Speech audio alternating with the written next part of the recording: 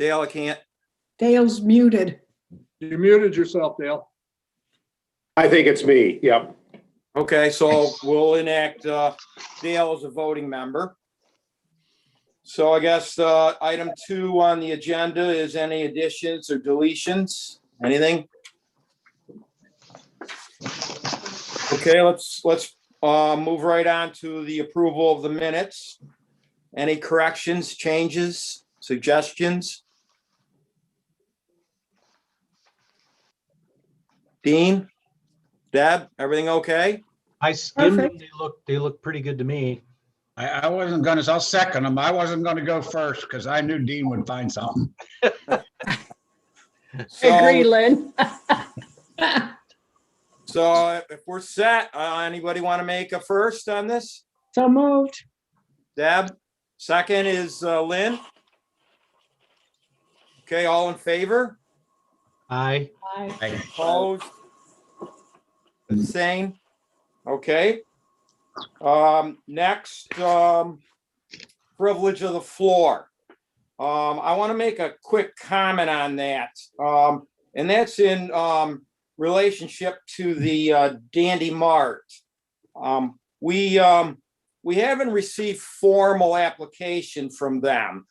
And so what I'd like to do is, if there's anyone out there that wants to make a verbal presentation, I'd like to postpone that until after they make formal application.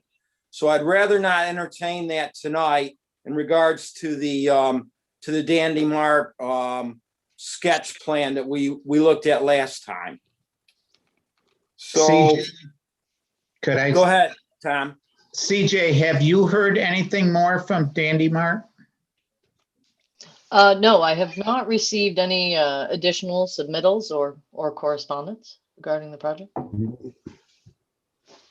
I agree with the notion of postponing it. We've gotten some excellent feedback, written feedback, which I'm sure we've all read. Yes, and I think I want everyone out there to know that we all appreciate their comments. Those comments have been forwarded to all the board members, and those comments will be included as part of the review process. But like I said, at this point in time, I'd rather not listen to or entertain any of the verbal comments until they've actually made application.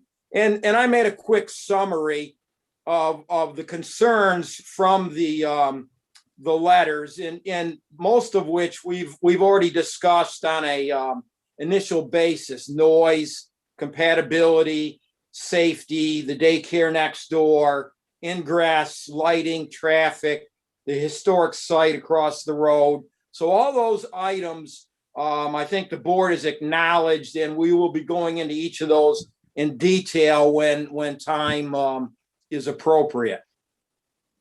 Can I ask Sure. a question? Yeah. So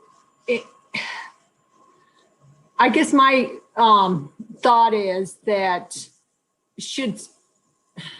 I don't know how to word this without sounding bad, but should these comments be forwarded to the Dandy Mart so they realize that this isn't something that is like a done deal, or I agree. that the town is all gung-ho for it, or I just don't want them to come back with a proposal and they're like, well, wait a minute, we didn't even know that the town didn't really want us here. Yes. I had that same question. CJ, you wanna handle that? Yeah, absolutely. Generally speaking, and as you may be familiar, as an example, there's a project for which you're reviewing tonight that has comments appended to the end of the packet, for instance. So generally speaking, what we do is take the comments and we make them into a PDF and send them along with the planning board's packet for that application or whatever that action is that's happening. That said, I've heard from a number of planning board members who think it appropriate to, in this particular and somewhat unusual instance, to actually forward that correspondence directly, to the applicant. So we're certainly happy to do that, but didn't, want to do that without, of course, talking with the board first and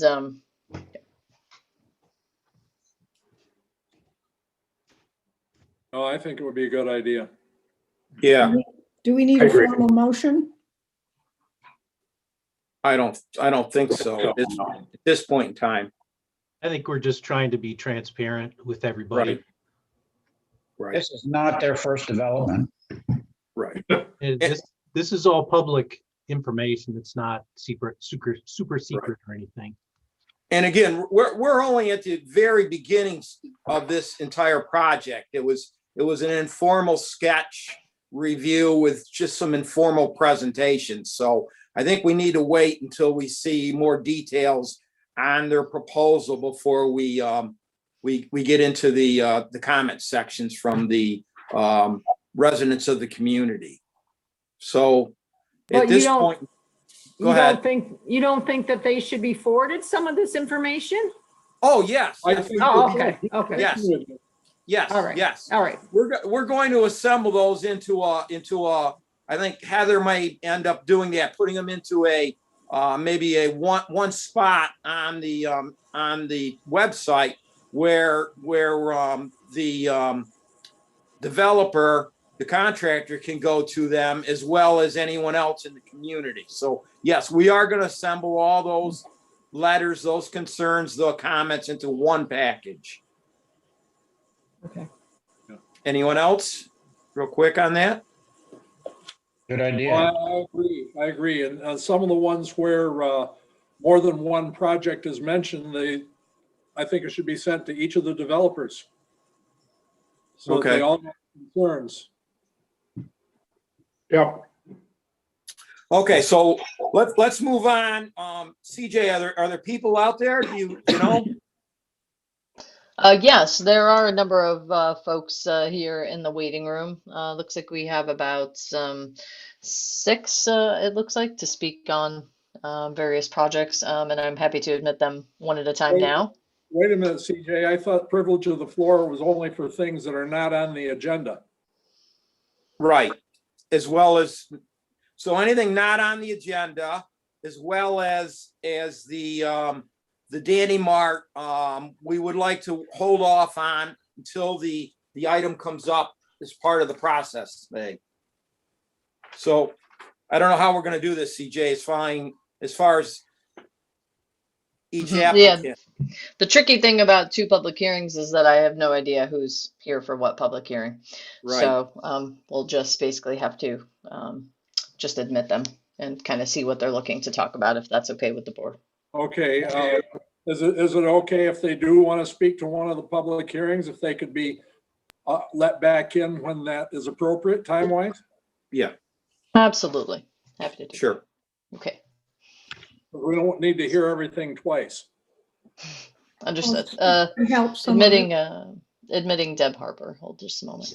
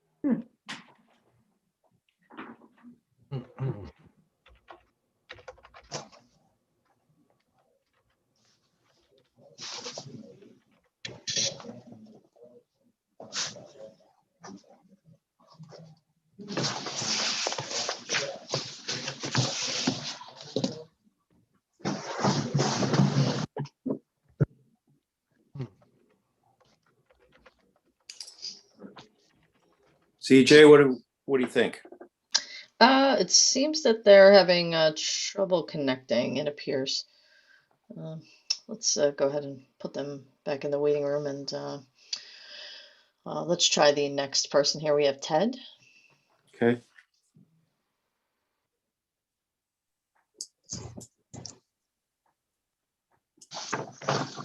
Hi, Ted. Do you have comments on something that's not on the agenda?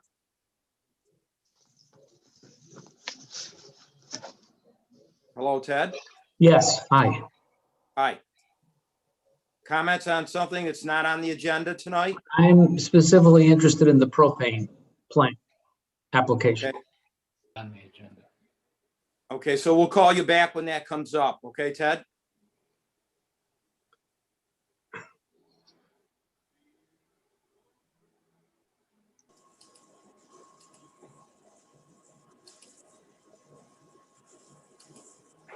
Okay.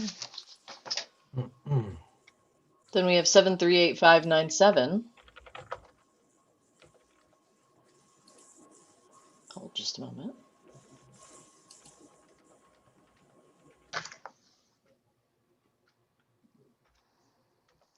Just like at the meetings, if they're gonna be talking to us, we need a name.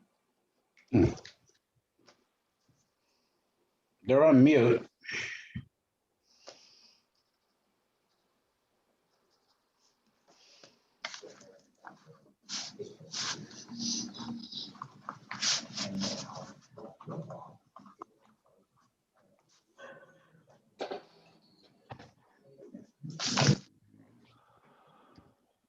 Hello?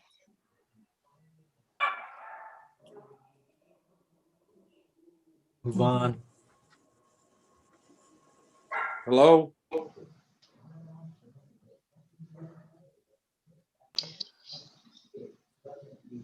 Okay, Okay, well- CJ, I guess next. Okay, and I'm not sure if this is someone in a project team, but I have someone named Brad here, so hold just a moment. And I think this is it as far as the list of Okay. public comments. So, just a minute.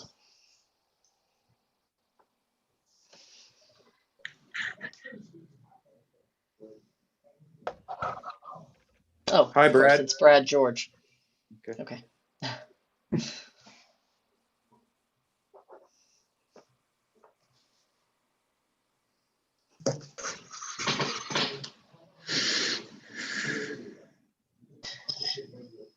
Brad, your comments are? I just joined the meeting. I haven't heard anything that's gone on. It was not letting me in for some reason. No worries. Hi, Brad. Thanks for attending.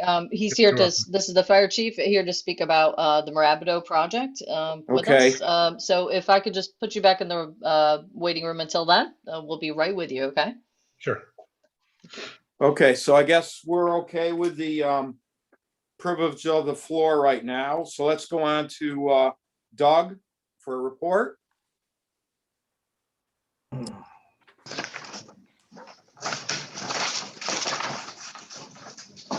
So, February 17th, we had a board meeting. Public hearing for local law number 1 of 2021. And we update, amend, and replace Town Code Chapter 18 of the Ethics Law. Had the privilege of the floor after that. By the way, that passed. Privilege of the floor, had no comment. Obviously, there was no board member responses. Department reports are in our on the website at this point. The consent agenda, motion authorizing Town of Lansing supervisor to sign Municipal Solutions Incorporated General Financial Services renewal contract with the Town of Lansing dated March 20, 2021. A motion to amend Resolution 21-06 as authorized a 2021 Ford F-350 truck purchase by the Highway Department to the state, and that the correct dealership is Van Bortel Ford Incorporated. We had a resolution authorizing purchase of a Boss RT3 8-foot 2-inch plow. Resolution adopting amendment to section 802 of the employee handbook regarding accrued vacation pay upon departure from employment. A resolution endorsing pre-application of Salt Point Brewery LLC to Thomas County Industrial Development Agency in the Lansing Town Incentive Zone Program. And then finally, a resolution approving an audit and budget modifications. And we did not approve the supervisor's report because it was not ready yet, not by Charmaine's fault, but by some paperwork that wasn't turned in. So that's all I had.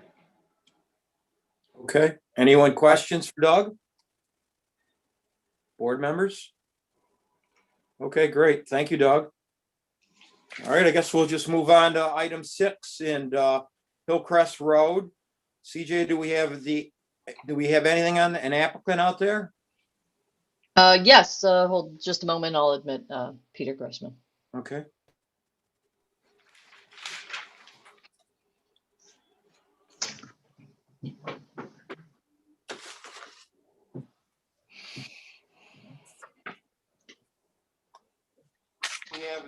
Hi, Peter. Hi, how are you? Okay, you want to give us just a quick summary of what you're proposing? Yeah, my two neighbors, two families and our family purchased a lot that runs behind our various properties on Whispering Pines and Arrowwood. Each of the three of us have differing interests really in that property. It's a 4.2 acre roughly parcel, residential vacant land with a lengthy driveway flag lot down to the corner of Hillcrest and Whispering Pines. I'm on Whispering Pines in the former Baker residence. And my next door neighbor is the Bogomils. And then around the corner from them are the Burts on 2 Arrowwood.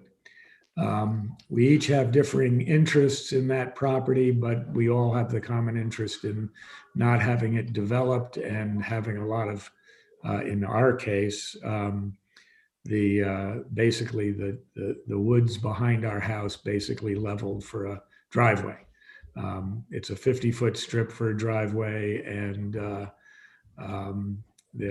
that's what our buffer is with the neighbors behind us. And it would dramatically change our backyard. But the other neighbors have interests as well. The Burts have a very narrow lot. They have almost no backyard.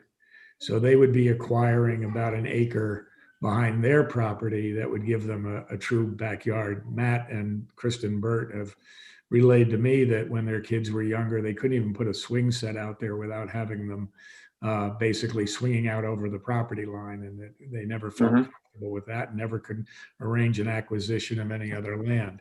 And then the Bogomils have 2 young children, and I think Matt and Jennifer feel that it would be a great addition to their property to have what is the bulk of the lot, a little bit over 2 acres, that would be just a straight back on the property lines addition to their land.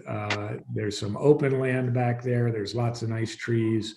They view it as a place to put in a little bike riding and maybe a tree house and things like that. But we're all geared toward preserving it largely in the state it is in, consolidating it with our existing properties and making it kind of disappear as an independent lot. So that's really where we're coming from on this. Okay. Any board members with questions? So basically, this would be 3 separate lot line adjustments in the way that you're looking at it, right? And Correct. Absorb one of the existing parcels. Yes, if you look at the subdivision map or the survey map, we had them mark out parcels A, B, and C, and Grossman's would get the one behind them, Bogomil's the one behind them, and Burt's the one behind them. Okay. Works for me. That makes perfect sense. Makes a lot of sense to me too, Peter. Yeah, you watch that other one go up. Yeah, and you know, it's a worry that those trees, I mean, they are in fact the whispering pines of whispering pines that kind of run behind these houses and around the corner on Arrowwood. And not a lot of pines around. A lot of them have died off, but these are beautiful trees, and they provide a really nice visual and actual buffer between houses and what's behind. So it made sense to us. Okay, CJ, CJ, what do we need to do as a board on this? Take it to the next step. Just a motion, as per the usual, just to authorize this as a lot line adjustment. Generally, this would be done in-house as a ministerial action, but it's more than an acre in growth, so it's being referred to you. I so Okay, move. so if there's any other questions at all?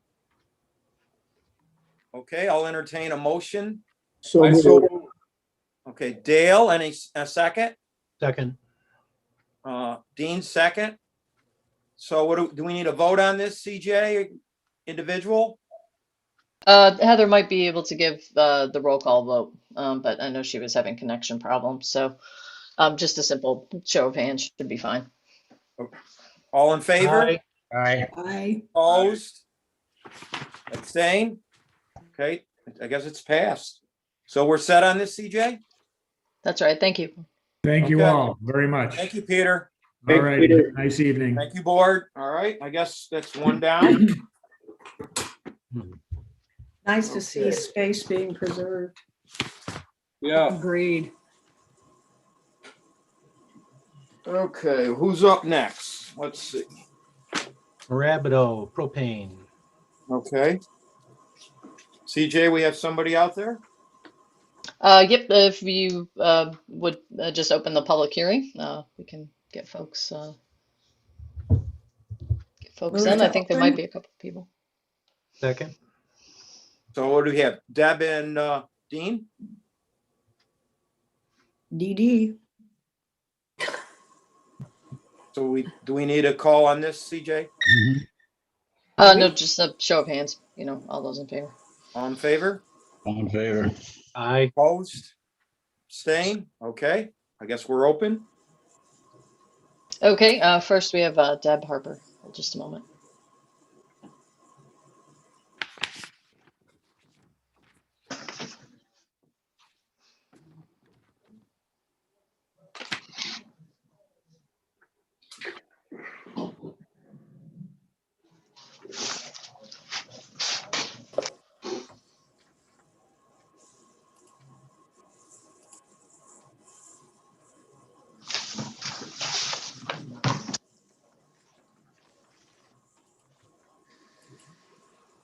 Okay, well, while she's connecting, oh, Here she there we is. go. Okay. Okay.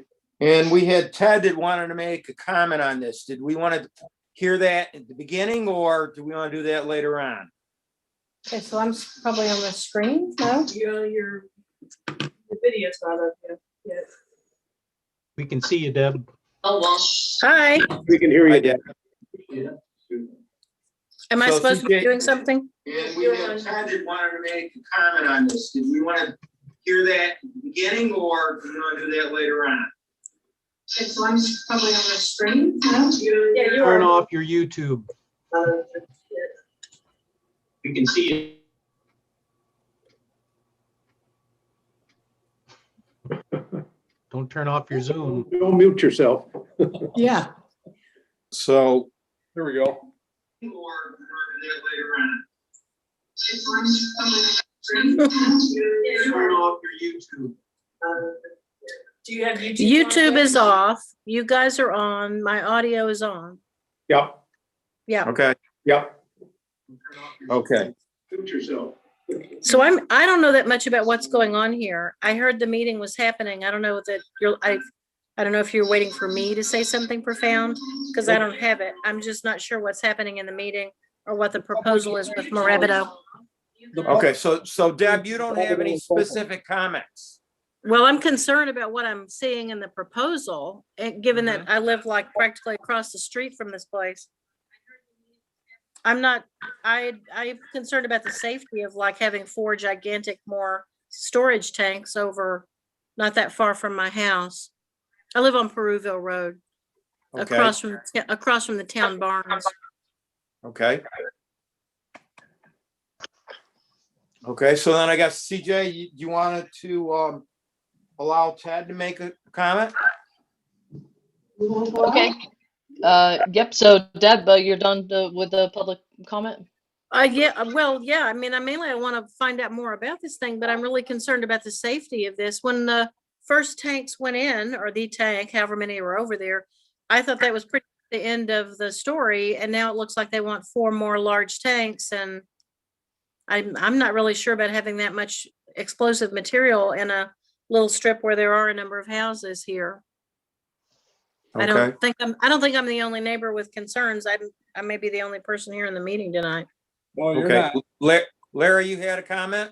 Well, if CJ can make sure everybody gets an idea that this is still the beginning of the process. We have to hear the comments from the public. We have concerns that we've given Mirabito that have to be addressed, and we have other things that that have to be taken care of. So like I said, this is the begin. Everybody should know that this is the beginning of the project, or the beginning of the process, and we're certainly going to listen to everything everybody has to say because we have concerns of our own. Okay, good, Larry. So let's Ted, let's Okay. let Ted in and see what Thanks, Deb. his. Okay. Admitting Ted.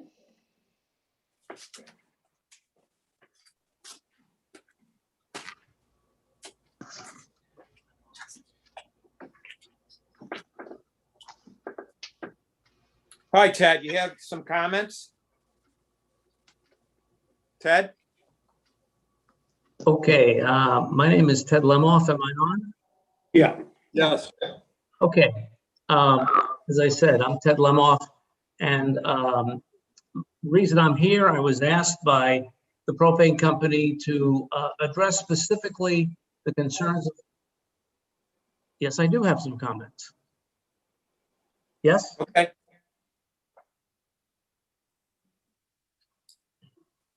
Hello? Keep Go ahead. it, Awesome. Ted, you have specific comments? We're getting a delay. Yes, I would like to make some comments. I've been asked by the propane company to address concerns raised by the fire chief. Okay, so board members, do we want to hear from the fire chief first? Do you have questions for him? Yes. Okay, so I guess if we could, CJ, could we admit Mr. George and let the board members question him? Okay, sure. I just wasn't aware that Ted was a member of the development team when I Okay. admitted him. So do you want to proceed with the public hearing? Because I think there are other people here to speak about the project. People. I've got, it looks like I've got someone named Joe, someone named Genus, and someone named Becky.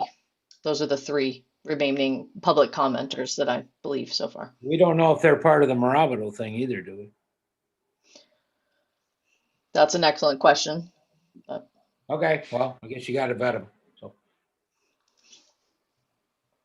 Okay, so should we listen to the fire chief first and then the people in the waiting room, or do you want to hear the waiting room and then the fire chief? Board members. I think the waiting room is appropriate for the public hearing. Okay, CJ, please. Okay, thanks for your patience, everyone. This is a little unwieldy. I appreciate it. Okay. No worries. Mm-hmm. I couldn't do any better. Oh. Don't know this. Okay. Hello?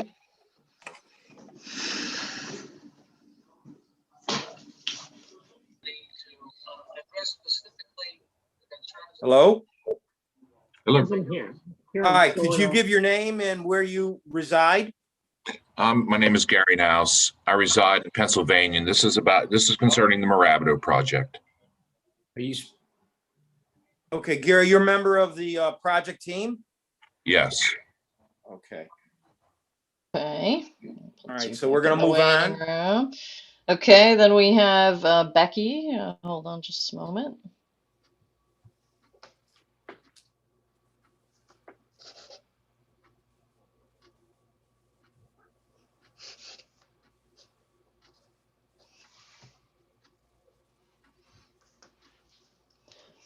Hi, Becky.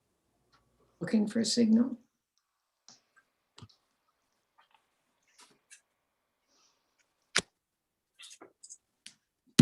Hi, Becky. Hi, how you doing? Hi, Becky Kirby. And where do you reside, Becky? 10 East Lansing Road. Okay, and you have some comments?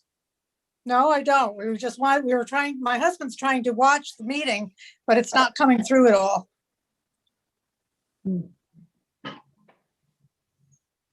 He's on Zoom and it's, the host hasn't clicked him in. It clicked in a couple of times, but then it went right back out again. Is that something you could do, CJ? Yeah, so we can send you a link to the meeting. So we'll just put our email address in the waiting room box, and you can email us, and we'll send you a link to the YouTube channel where you can just watch as you'd like. Oh, okay. All right. It's not in the Zoom meeting then. The Zoom meeting would just be for applicants and public comment if you'd like to Gotcha. comment on the project. Fine, Okay. thanks. No worries. Yeah, absolutely. Okay, sorry about all this. Anyone else, CJ? I'll try to improve this a little bit. Yes, and last we have Joe, which I don't know if they're part of a development team, but One way to find out.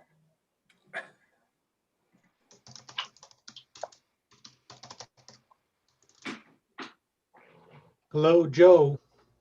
There we go, connecting. Hello, how are you? Hi, Joe. Joe, are you part of the development team? I am not. I'm a resident and I am from Mirabito and I am connected, can hear you and have video. So I think I'm all set to talk. Good. All right. My name is Joe Williams. I am at 86 Peruville Road. My back of my property butts up with the town barn. So if I were to look backwards, I can see the compost pile, which is, at least that is nice to look at. Myself, my wife, just because we've done the EDUs for the water district, are both owners. So I guess we could both kind of have a voice in this. I've got neighbors across the street, Deb Harper, that's been informed, and our neighbors next door. And we all share concern about this from multiple aspects. I have two young children. My next door neighbor that's closer to the Mirabito proposed station also has a young child. I'm not sure about the new family that might have moved in further down. So from a safety aspect, even though someone could say 100% it's safe, there's still always going to be a little bit of concern of the safety of it. From a younger, I guess I would say a younger moving in generation where we came to Lansing because it was beautiful, had good school districts, plenty of opportunity. I work for Cornell. I'm a little concerned about what seems to be the trend towards industrial in the area. I know that Lansing itself is supposed to be very agriculture and it does look like that way. But with the previous Mirabito being there, I know that we're not talking about the Dandy Mart, but ideas like that coming through, it just gets a little worrisome that we're starting to put the large corporations in here as opposed to focusing on smaller, more tight-knit community services and places, which then of course affects my housing price or appraisal. Not that I'm selling or hoping to move or anything like that, but I think everybody's always concerned about what their worth is in their investments. Okay. So the primary concern is safety as well as market value Yeah, Okay. as it stands, if I were to look out my room at night when I'm trying to sleep, the light from the current station is shining into my window already. During the summer, it's kind of bad. The winter, it's like a spotlight coming into my back window. So, Okay. So Joe, when we looked at photos, Larry brought up that potentially the light that's causing the issues there is maybe on the town barn. So if you could clarify to us that you really think that it's potentially the Mirabito light and not a town barn light, we'd appreciate that. yeah, the reason why, so that's been a constant 6-month battle for me is trying to figure out which light it is, because I'll take a walk over there, like, okay, that light looks like it could be bright enough, and then go back and see. But the reason why I think it's the Mirabito is I can clearly, in the direction it is, see the white tank that's sitting there from my bedroom window. And if you need, I have decent camera equipment. I can take pictures of what it looks like from my vantage point and submit it to anybody. Okay. Sure. That will be a help. Thanks, Joe. Yep. Okay. Thank you. Thank you. Okay. So I think maybe we'll get some comments from the fire chief, CJ.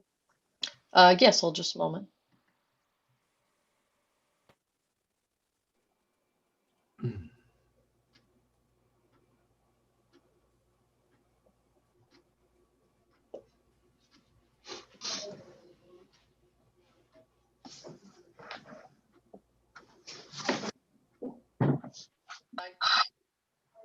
Hi, Brad. How we doing?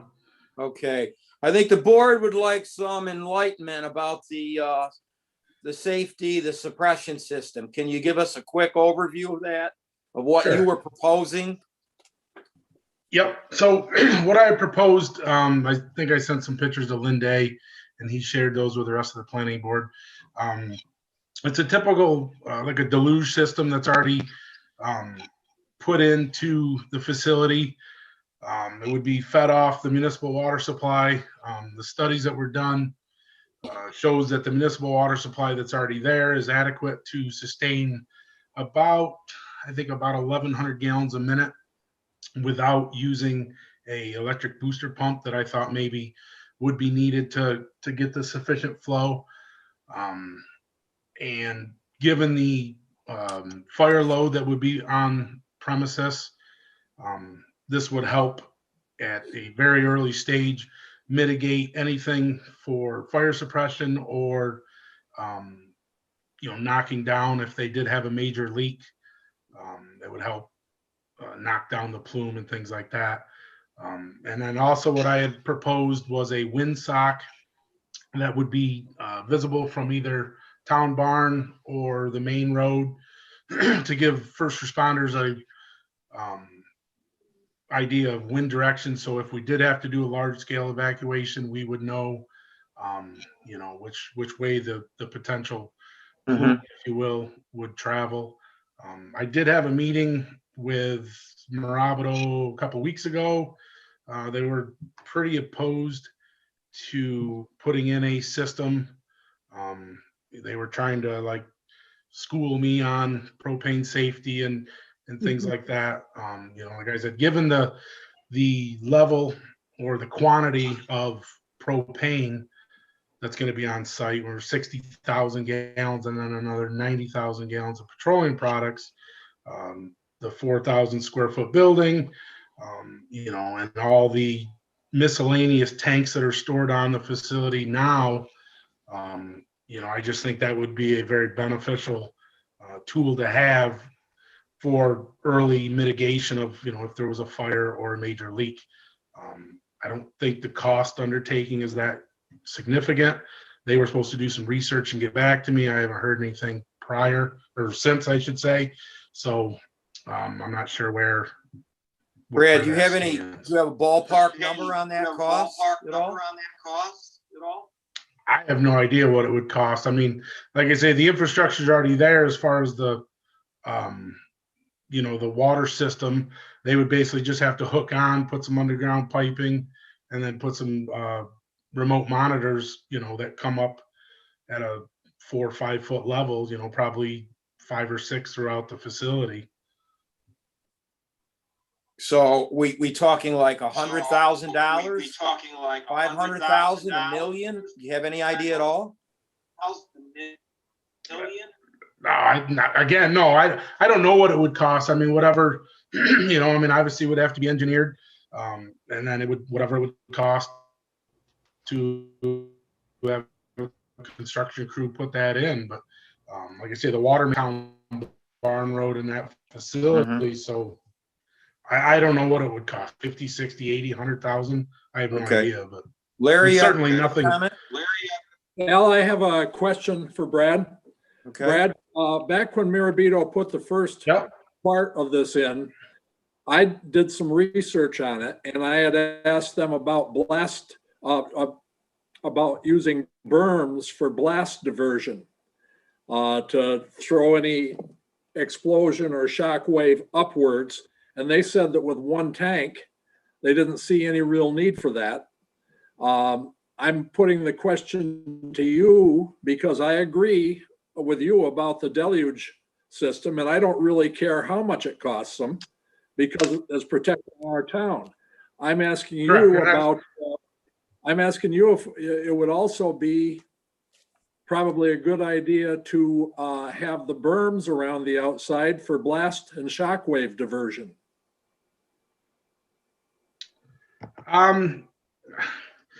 If there was a catastrophic failure, I don't think that would even help. I mean, the likelihood, the one tank would go first, and then obviously that would, chain reaction into the second one.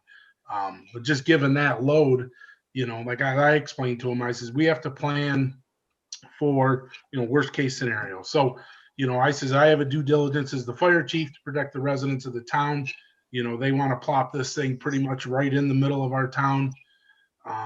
And, there has to be some sort of, safety precautions to be taken. But, and then they kind of insinuated, that if it was too much of an undertaking, then, they would have to look for a different facility. But, if that's the case, then I guess that's the case. We as a board had been considering the berm as a mitigation of the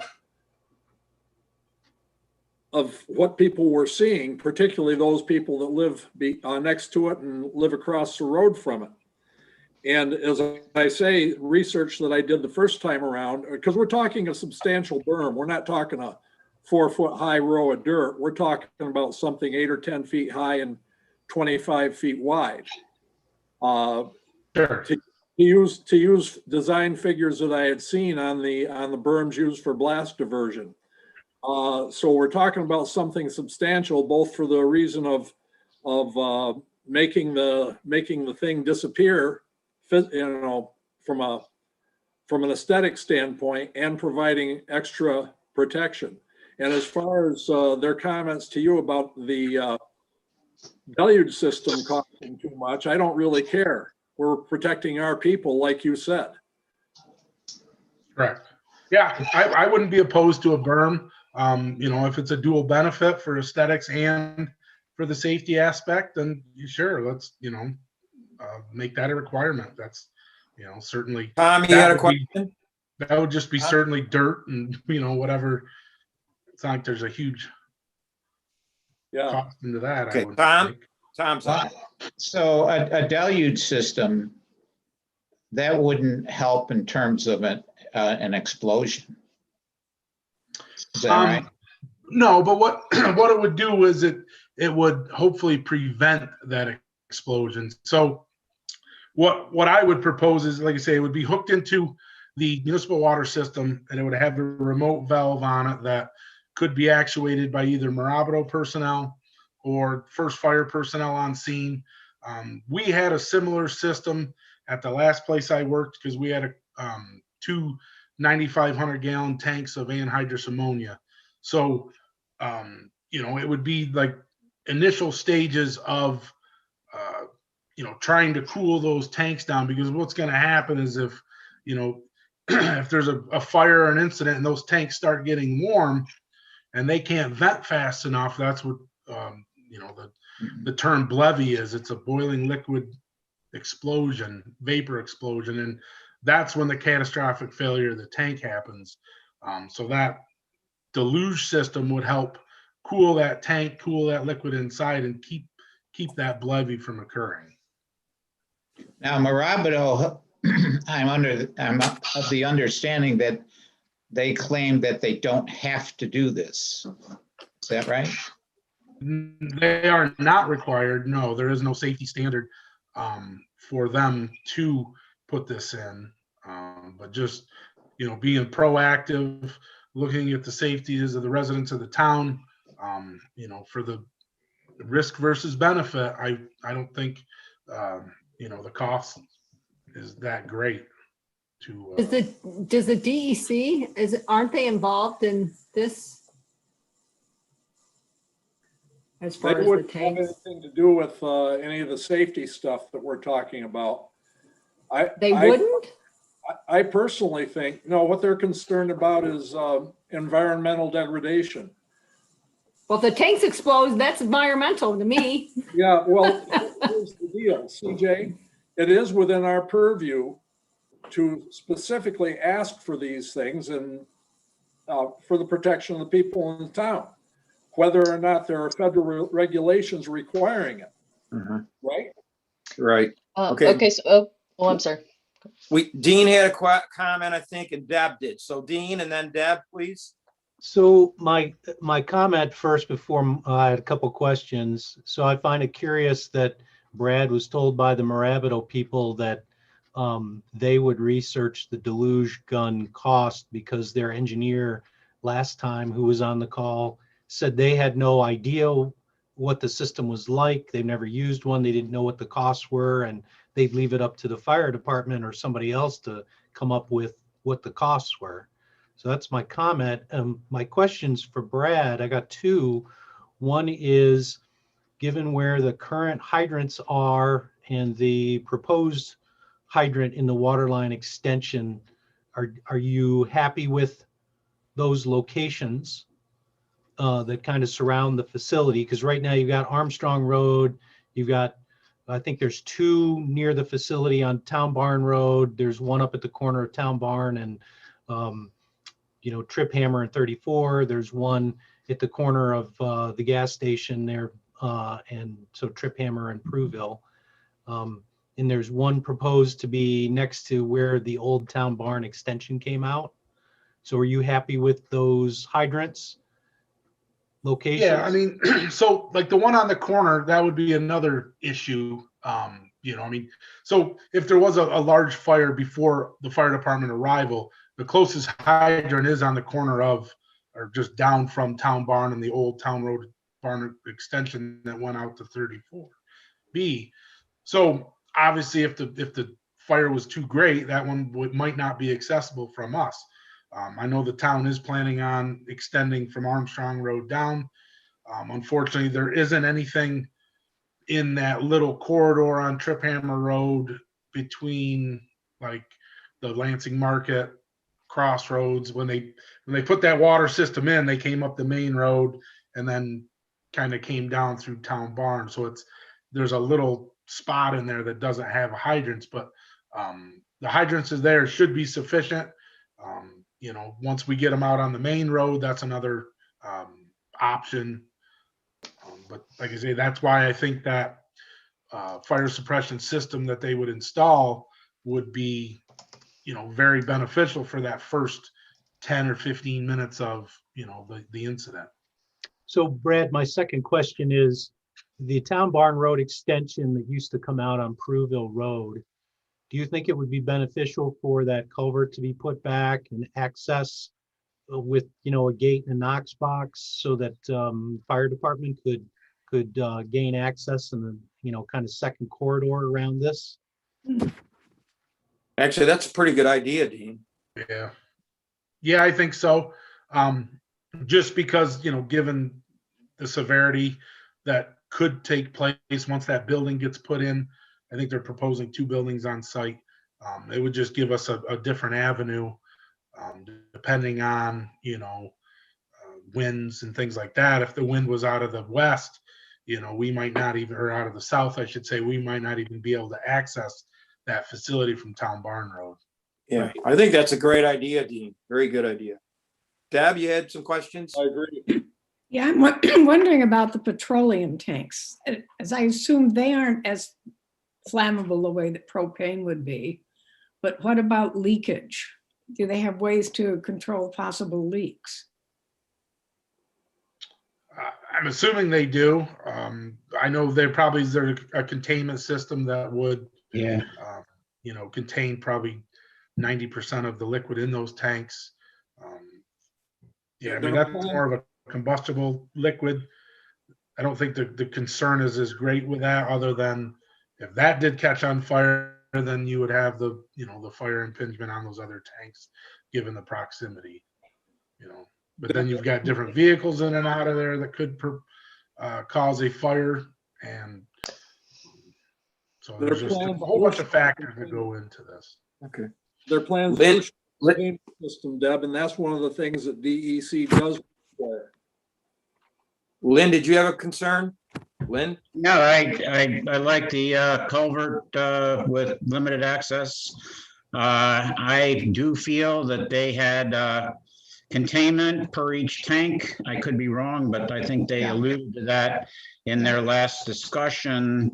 In light of access, I would weigh in for the Deluge System. And I didn't get the feeling that, I had the feeling they were going to look into it about cost, not that you were supposed to come up with a cost, unless they wanted your specifications of what you wanted before they could go out and buy it. So I remember listening. I don't remember the whole situation, but I think being circumspect, I like the berm idea too, for a number of reasons. But yeah, I think we have to be a situation to be safe, and that's part of the show. Any more questions for Brad, board members? Anyone else? I got a quick question. Sure. Did we close the public hearing? No. Is there anyone else in the waiting room? I do have a comment somebody emailed.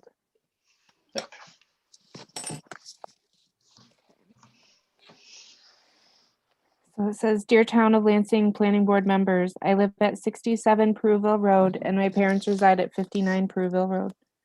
My parents' house is directly across from the current Marabido storage and distribution site and proposed site for phase 2, and mine borders theirs to the east. Here's a fact: decreasing property values. I am fortunate to have recently sold my house at 76 Pruville Road, which directly borders the Marabido facility. I use the word fortunate because of the roughly 30 showings, almost 100% of prospective buyers referenced the tanks as one of the main reasons why they were not interested. I finally was lucky enough to secure a Cornell University buyer, but had to negotiate down $25,000 thanks to the view. Now that Munson's used junkyard, that other sore subject, cut down every tree on his property, and once the water district construction cuts down the 2 remaining site blocking trees on 76 Pruville Road, we now have an unobstructed view of the tank farm. We have a direct view of an extremely large 30,000 gallon tank and other aspects of the site. Add more to what is presently on the Marabido site, you have an industrial eyesore, to say the least, with massive light and noise pollution. The addition of 3 more 30,000 gallon tanks, building, parking lot, truck traffic lights, and workforce would triple that. My parents and my family are quite concerned about how you are going to protect and shield the residents on Pruville Road from looking at this site all day and night. Additionally, there are youth sports fields to the west of the town barns that host 4-, 5-, and 6-year-old baseball and softball as well. What happens if there's an accident? What would happen if one 30,000 gallon tank explodes? Then they all explode? What is the distance of the blast zone? My house, my parents' house, my father and mother have watched TV in front of a large glass picture window for 52 years. It's directly across from the tanks.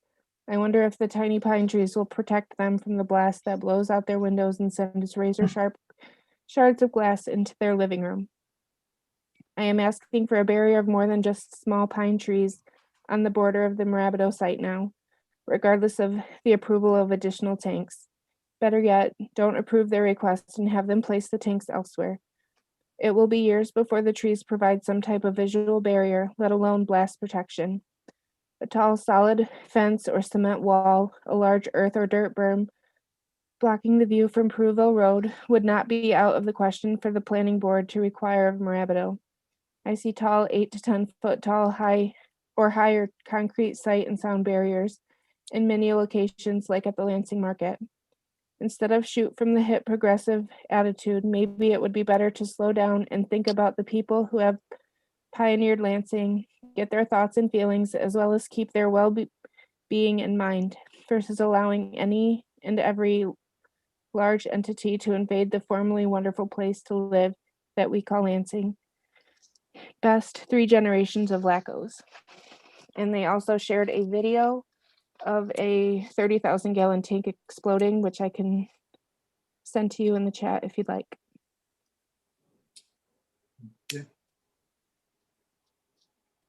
Okay. And that was from who again, Heather? That letter? It just said 3 generations of Lackos. Okay, so there was no signature with the letter? That's all it says. Let me see if I can. They've sent a couple of letters. I know where they are. They've sent in photographs and everything that they're saying. You know, it's a direct line of sight from their front window to the site, particularly now that those trees have been removed. It would be Edward Lacko, Lacko, at 67 so. Pruville Road. Yeah.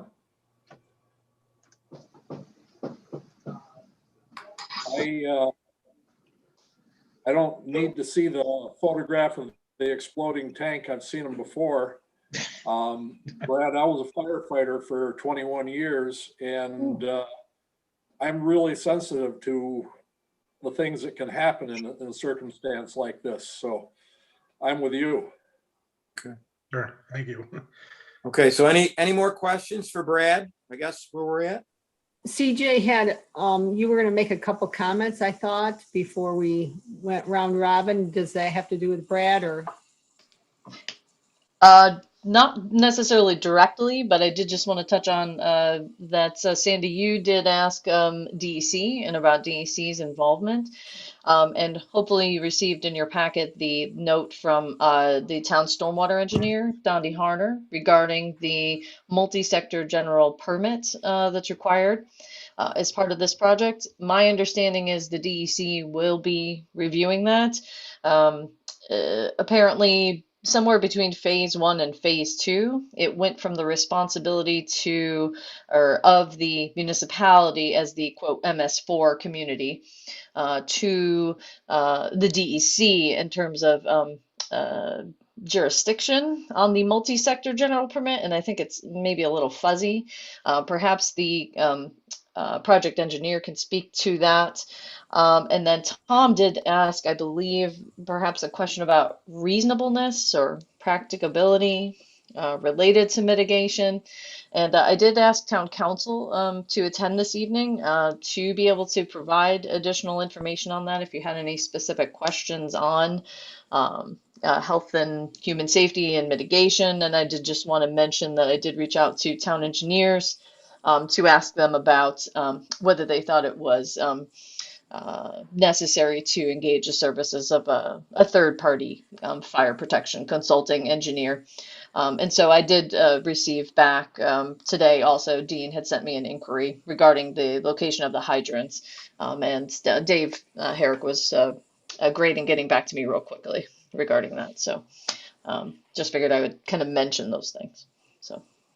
Yeah, I saw the plans with the location of the new hydrant. Again, CJ, you talked about a third party review.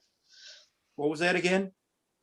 Yes, so if the planning board saw fit or needed further information, for instance, perhaps you wanted to know more about the deluge system, perhaps that Brad's talking about, after you speak with Mirabito, perhaps you'd like more information about that.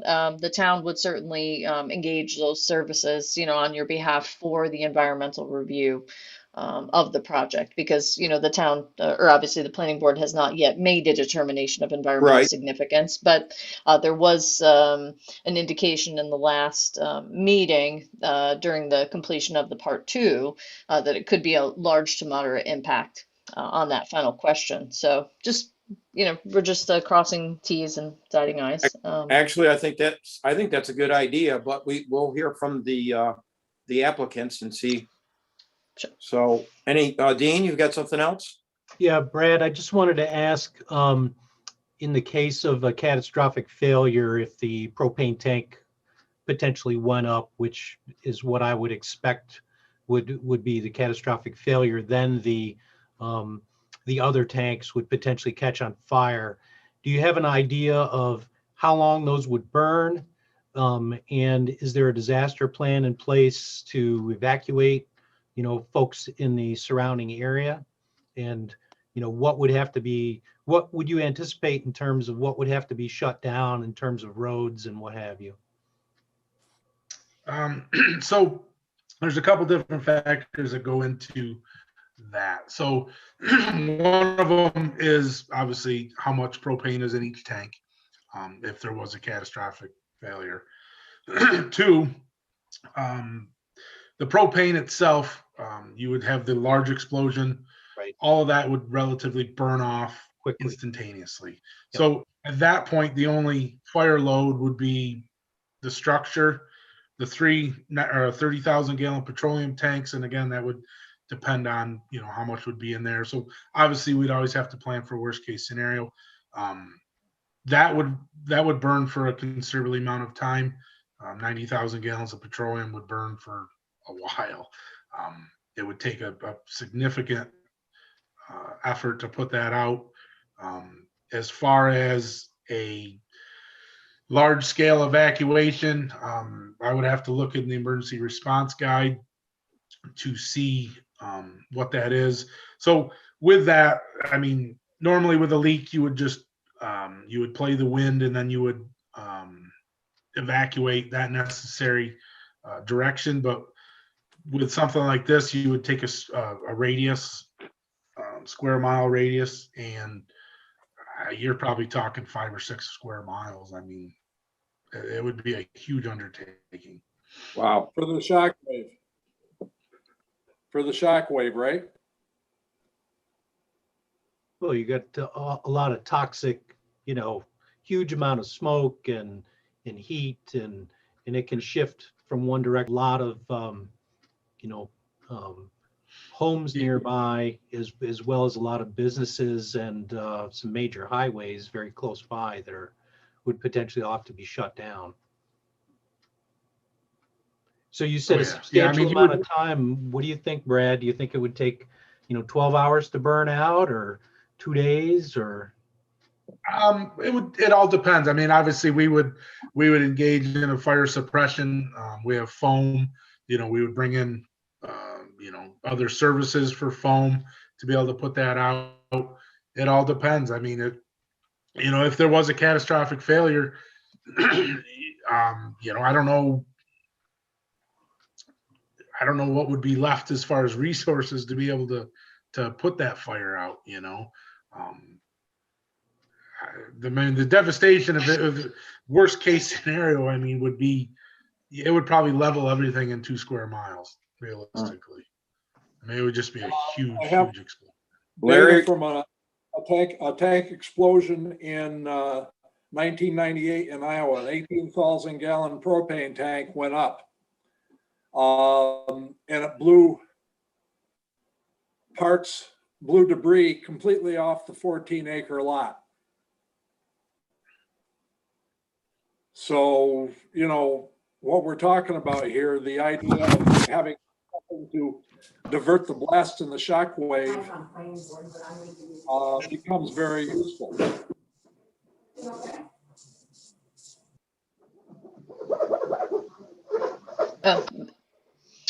Al, may I follow up with a quick question for Sure. Brad?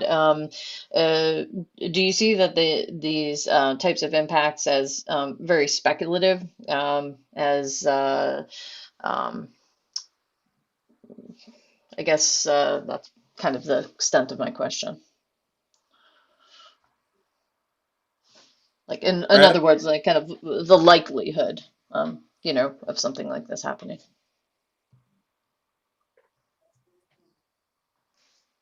That was for Brad, CJ? Yeah.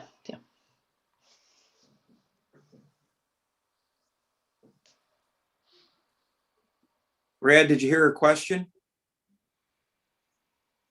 No. I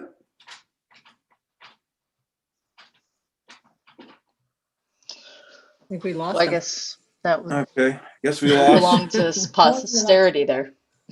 Okay. All right, so I think unless there's any other quick questions, maybe we should move on to the applicant's representatives. Do we have to close the Public hearing. public hearing? CJ? That again. Yes, just if you would close the public hearing. Okay, so moved. motion, I think Lynn, motion, Larry, second. Wait a minute, before you close the public hearing, what about all of the letters that were written about this?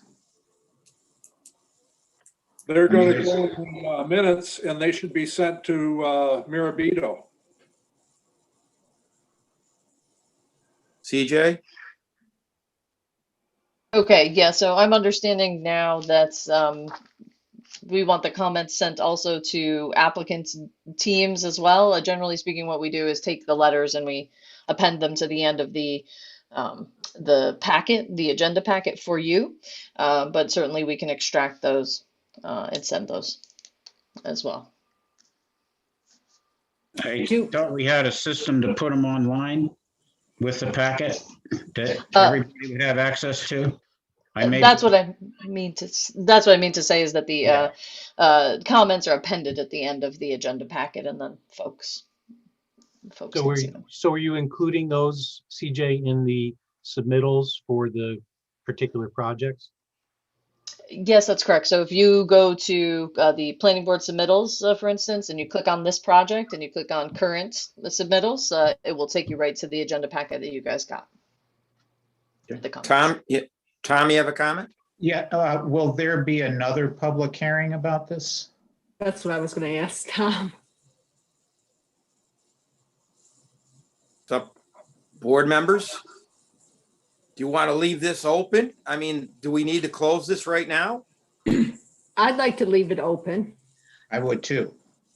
I would. I agree. I withdraw the motion. Okay. Okay, well, we'll have to post it again anyway for the next meeting if you want to do another round. So do we close it and then reopen it the next meeting? Yeah. that's easiest for us because then we can do the mailing again. Okay. So I guess we're going to need a motion to close it. I think Larry made Larry, a second. CJ, is that a motion to close or a motion to table until the next meeting?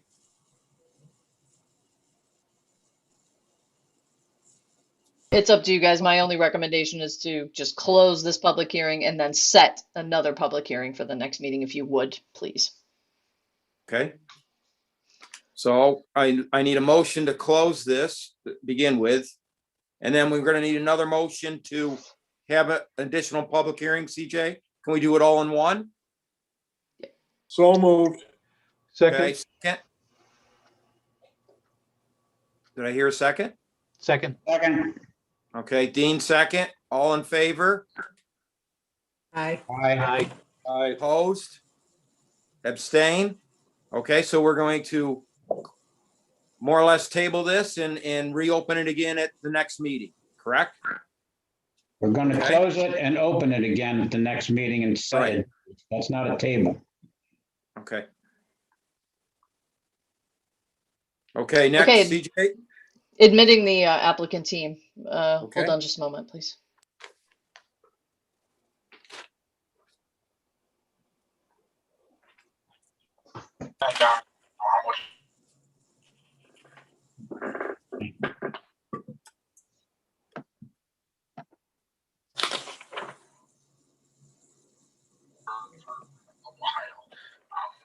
It would take a significant. Okay, fellas, anyone want to begin? Any comments? Is there any folks from the Mirabito on this, Brett or Matt? Yes, Gary, I'm here. Good evening, everybody. Can you hear me Want to okay? speak first? Yeah, no problem. Let me, if you don't mind, Gary, I'll kick things off. And then I have Ted Lamoff Yep. on here, and I think he would just like to address the safety piece of it. So just let you guys kind of take it. Ted, you there? I'm here. Okay, very good. That's it. Okay. Okay, Brett. Well, I guess we'll take it in order. Okay, Gary, you want me to speak first? No, I want the folks from Mirabito to speak first, Ted. Okay. Good Brett's on. evening, everybody. Brett Hughes, Director of Real Estate Development with Mirabito Energy Products. I want to I'm thank here. everybody for taking time to review our application and give us the opportunity to address any concerns and comments that we've heard so far tonight. I'm sure the rest of the folks on our development team have been taking copious notes, such as myself. A lot of discussion, comments, concerns, put out there by the board as well as the public. So we'd be more than happy to answer and address any of those concerns. So I'll kind of, kick things off and set the stage, and then introduce, the various members of our development team that are on the call with us tonight. But I guess as the only company representative on the call, I just want to start by saying, this isn't a new proposed use for this location. We submitted our original application years back to construct our current bulk propane facility.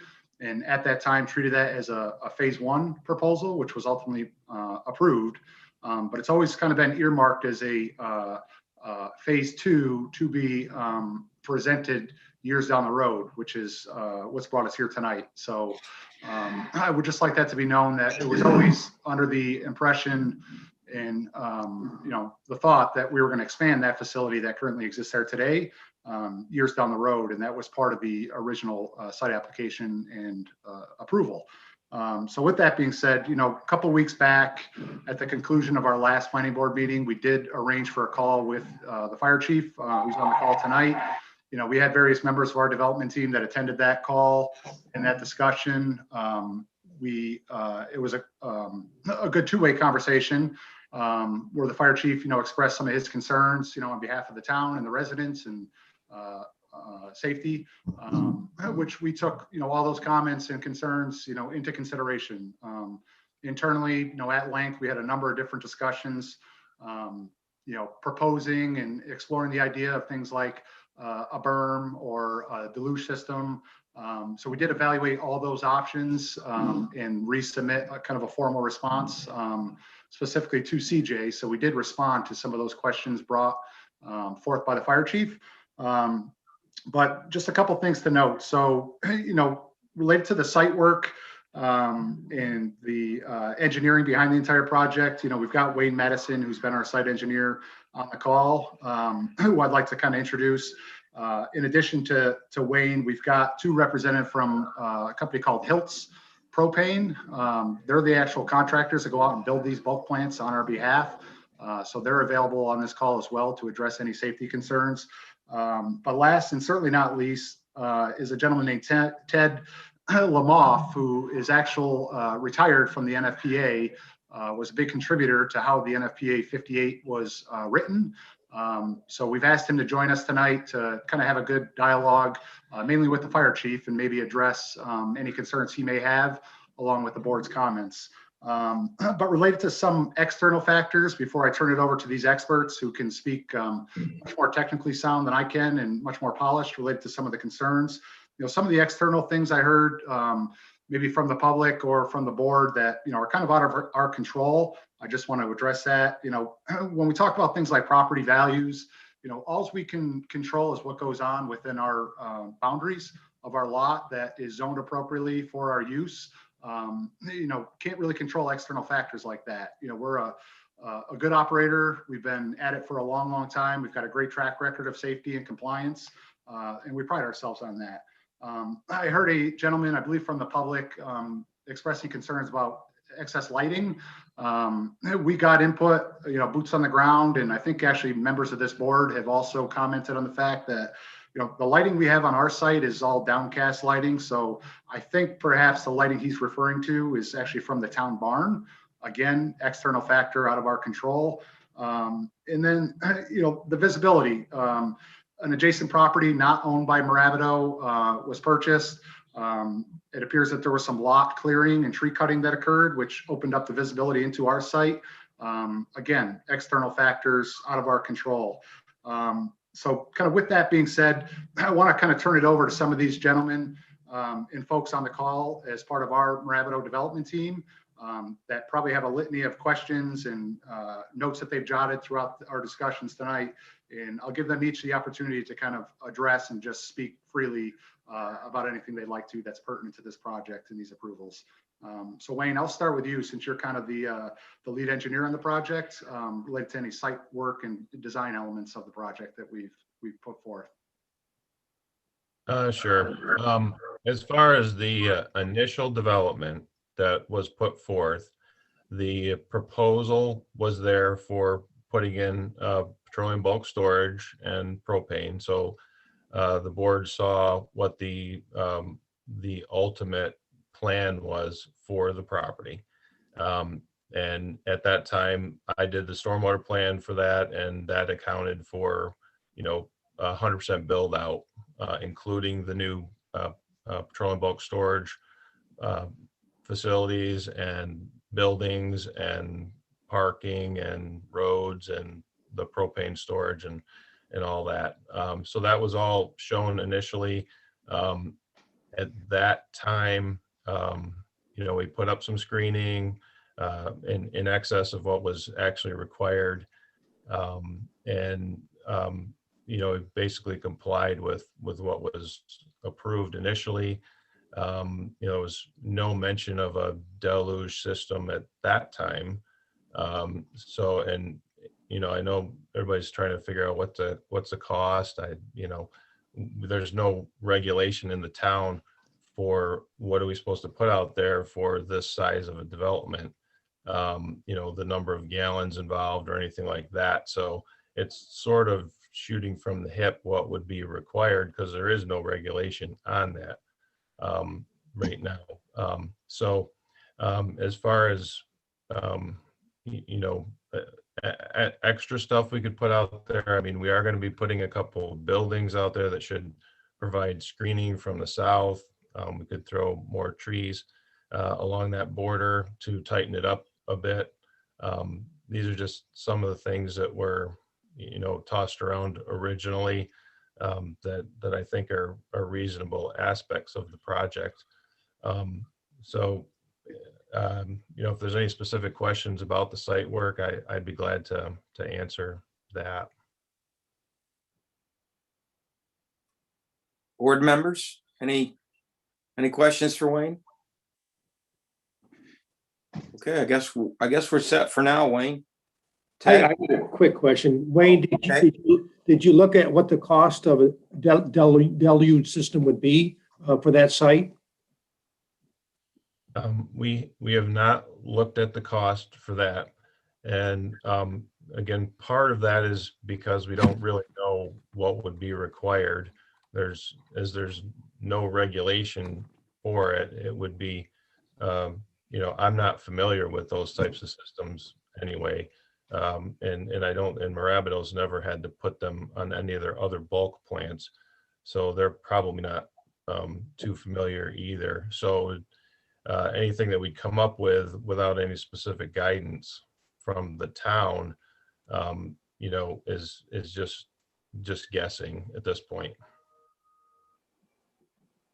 Just to add to those comments, Wayne. So we did kick around internally at length. We are not familiar with Deluge Systems. We operate about a dozen bulk plants located throughout the Northeast. We don't have them at any of those facilities.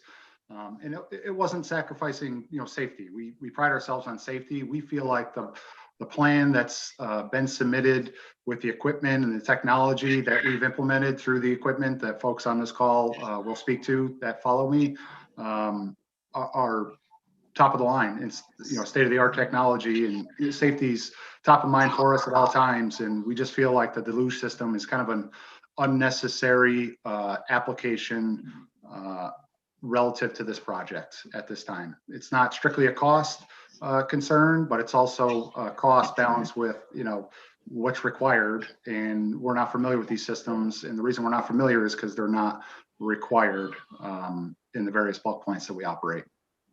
Do you have plants that are in the middle of a town like this one is in Lansing, where there's so much development around? We do. We certainly have examples that, it's in a residential type area. We have other examples that are along, heavily traveled highways and corridors with, thousands and thousands of vehicles passing per day. Across the 12 bulk plants that we own and operate, they all sit within, unique areas as far as demographics surrounding. But, I think at the end of the day, the lot that they sit on is an allowed use for our proposed, business and operation. Okay. Lynn?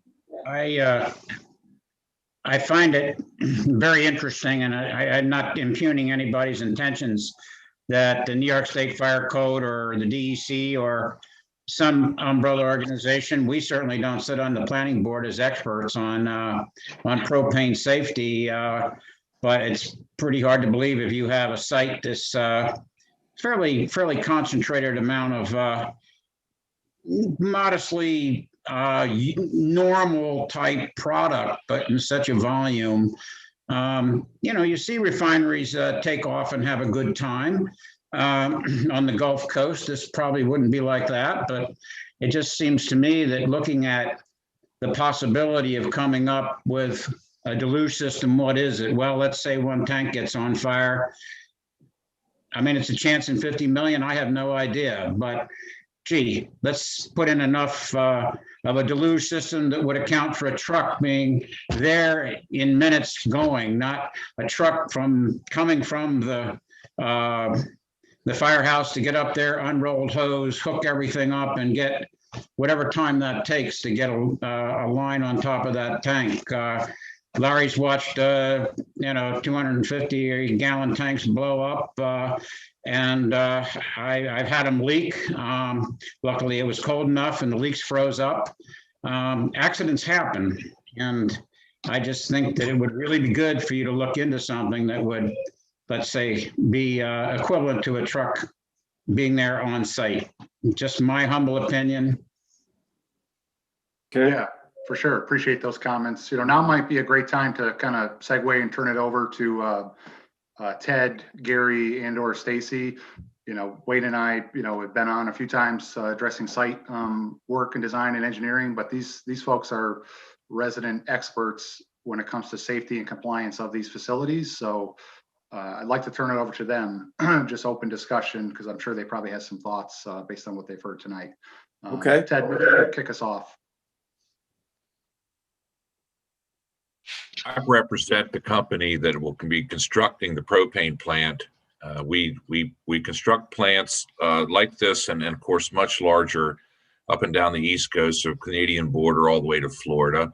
A lot of plants we do in the state of New York. And I thought that we're going to build this thing to the specifications of NFPA 58, and no shortcuts will be taken whatsoever.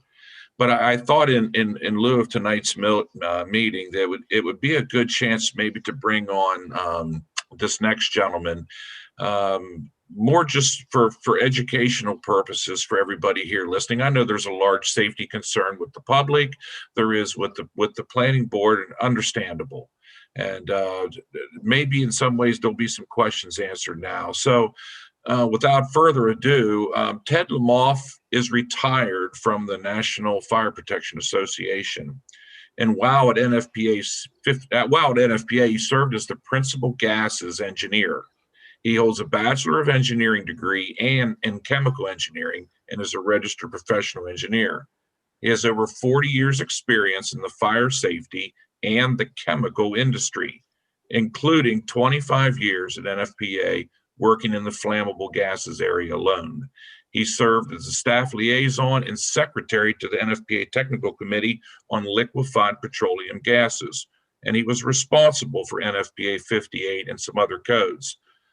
Ted is a member of the American Institute of Chemical Engineers, the Society of Fire Protection Engineers, the Society of Gas Engineers, and finally, after the long list, the American Society of Plumbing Engineers. Ted, would you just speak to the group as you wish, and we're going to turn it to you. Thank you. Okay, am I on? Everybody hear me? Yes. Okay, let me, by way of introduction, I've been hired by the proponent via HILTS, and my comments are those of myself as a engineer. No one tells me what to say, and I'm going to say what I say based on my experience with propane. First of all, I would like to say the fire chief's comment about a windsock, I think, is a great idea. Certainly would benefit firefighters. Second, I do want to say I've heard a lot of comments about detonation or explosion and the need for a burn. My honest opinion, that is not your concern. Propane burns, but it does not explode. It's not dynamite. It is burns. It is called a slow burning gas. So it has, when it burns, it's a deflagration. It's a fire progressing. It goes woof. Dynamite goes crack. It just goes. And so to imply that the failure of a tank will result in a blast wave, especially with the quantities we're talking. If we were talking 10 times the quantities, maybe there would be others. But I honestly think that a blast wave and the concept of a berm is not going to provide any protection against the failure of a tank. In my opinion, my humble opinion, our concern is a vapor cloud explosion, which means that there is a release. The most probable case for a release is from the piping, and the piping just goes into the air. The propane vaporizes. Propane is a liquefied gas that's under pressure. So in average weather, don't ask me what average is, maybe half of it will vaporize. That will form a cloud. And if you're really lucky, you're having a hurricane and all the gas dissipates, there's no problem. If you're not lucky, there's a thermal inversion or very low wind speed. And in that case, the cloud will kind of move and slowly disperse. When eventually it hits a source of ignition or not, then you have this kind of vapor cloud explosion. And that is definitely addressed in the fire safety analysis that's required by NFPA 58, which is referenced in the New York State Fire Code. And I believe a fire safety analysis has been provided for this site. I've not seen it. I'm fairly new to this project. There's a lot of talk of, the fire chief has very valid concerns. And I want to say that both the fire chief and the neighbors should be concerned about what's going on, because this is something new to them. And the unknown, everyone has fear of the unknown. Plants of this type are all over the United States and around the world. And the safety record lately, and let me say by lately, the last 20 years is very good. There was quite a number of levies, and levy is basically a term that describes a way a tank fails when it's not supposed to fail. And these have happened mostly with derailments of rail cars. Many have occurred at fixed installations like we have here. So in order to have a levy, you need to weaken the tank, and you weaken the tank by a torch fire, which will then soften the metal. The liquid, especially if you're above the liquid level, and who knows where the liquid level is in the fire. If we assume we're below the liquid level, we have a torch, metal gets soft, it can no longer, it loses its strength and it blows out. Tank comes apart in a couple of pieces, and and that's a levee, and that's a concern. However, our experience is that the last levee that I'm aware of in a tank, in a storage tank of anywhere approaching this side, occurred in 1998. It was a farm in Iowa. There's a documented report by the U.S. Chemical Safety Board, which you can look at. And there, apparently some teenagers were using an ATV and hit a pipe. The pipe broke. The liquid coming out ignited. The torch forced on the tank. The firefighters arrived, and unfortunately, there were some firefighter fatalities and tragedies. So the code, NFPA 58, which I've been working with for 35 years, has changed, has made significant improvements to address this. The most relevant is the concept of what we call an internal valve.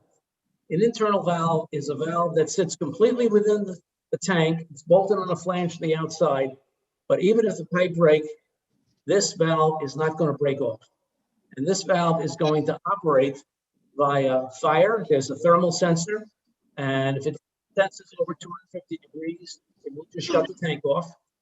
It also is operated remotely, so any of the plant operators can initiate the shutdown from a number of shutdown stations just by pressing a button. This, we believe, has significantly reduced the concern of levees. I'm not going to say levees don't happen, but it can happen. No one can say that. But I am going to say there are significant in the plant safety devices. Again, I think one of the most positive steps facilities like this can take is to simply close these valves when no transfer is occurring. So it's the middle of the night and somehow truck plows into the plant. It's happened, and they break the pipe.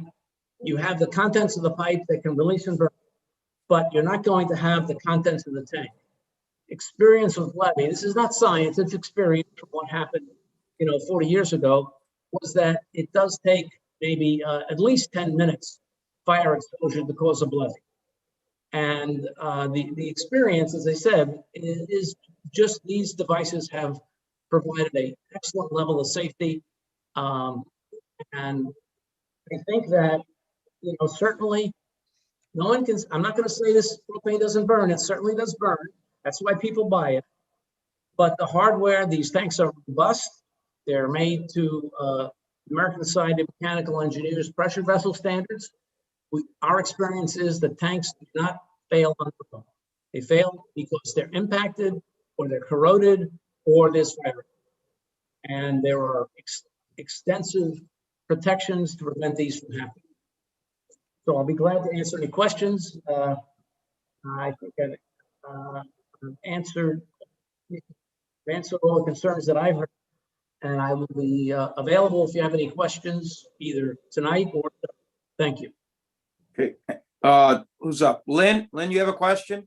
Yeah, now you have this massive failure and there's this cloud that you're wishing for a hurricane to disperse, but we also have propane, I believe, is heavier than air. So this cloud is not just going to get up and drift up straight up. It has the potential to go places that are not desirable being kept on the ground. And you're saying that that's just not ever going to happen.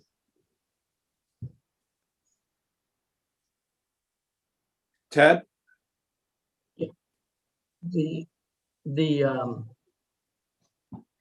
I'm sorry, I'm hearing a delay.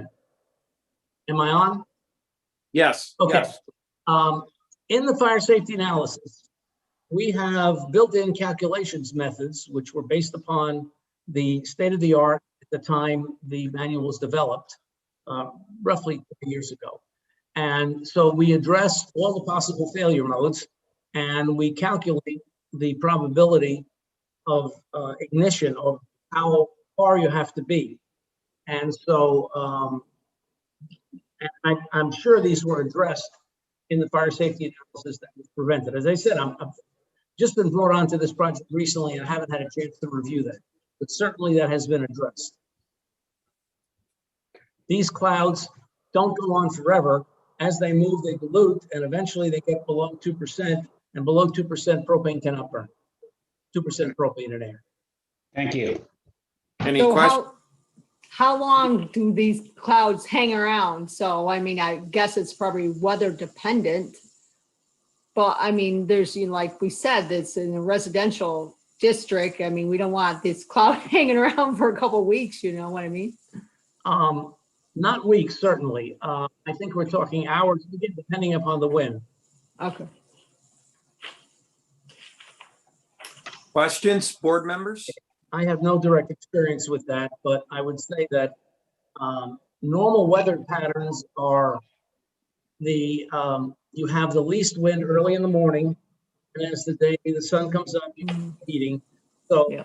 we're certainly not talking days, certainly well less than a day. And Okay. again, I'm not an expert in the weather, but that's really what your question is about, but certainly less than a day. Okay. Any other questions? Well, you addressed the propane, but what about the other flammable liquids that are there, that are going to be stored there? Okay, I'm a chemical engineer, and I certainly have had some experience with flammable liquids, but not to the degree with propane. And I don't know the quantities involved, but I do know the fire codes require the tanks, the flammable liquids tanks have to be diked, which is containment. It's a completely different hazard. For example, the liquids are a groundwater contaminant, pollution, whereas propane is not, because it's a gas. And even if it gets in the groundwater, it doesn't dissolve in the groundwater as the flammable liquids do. Okay.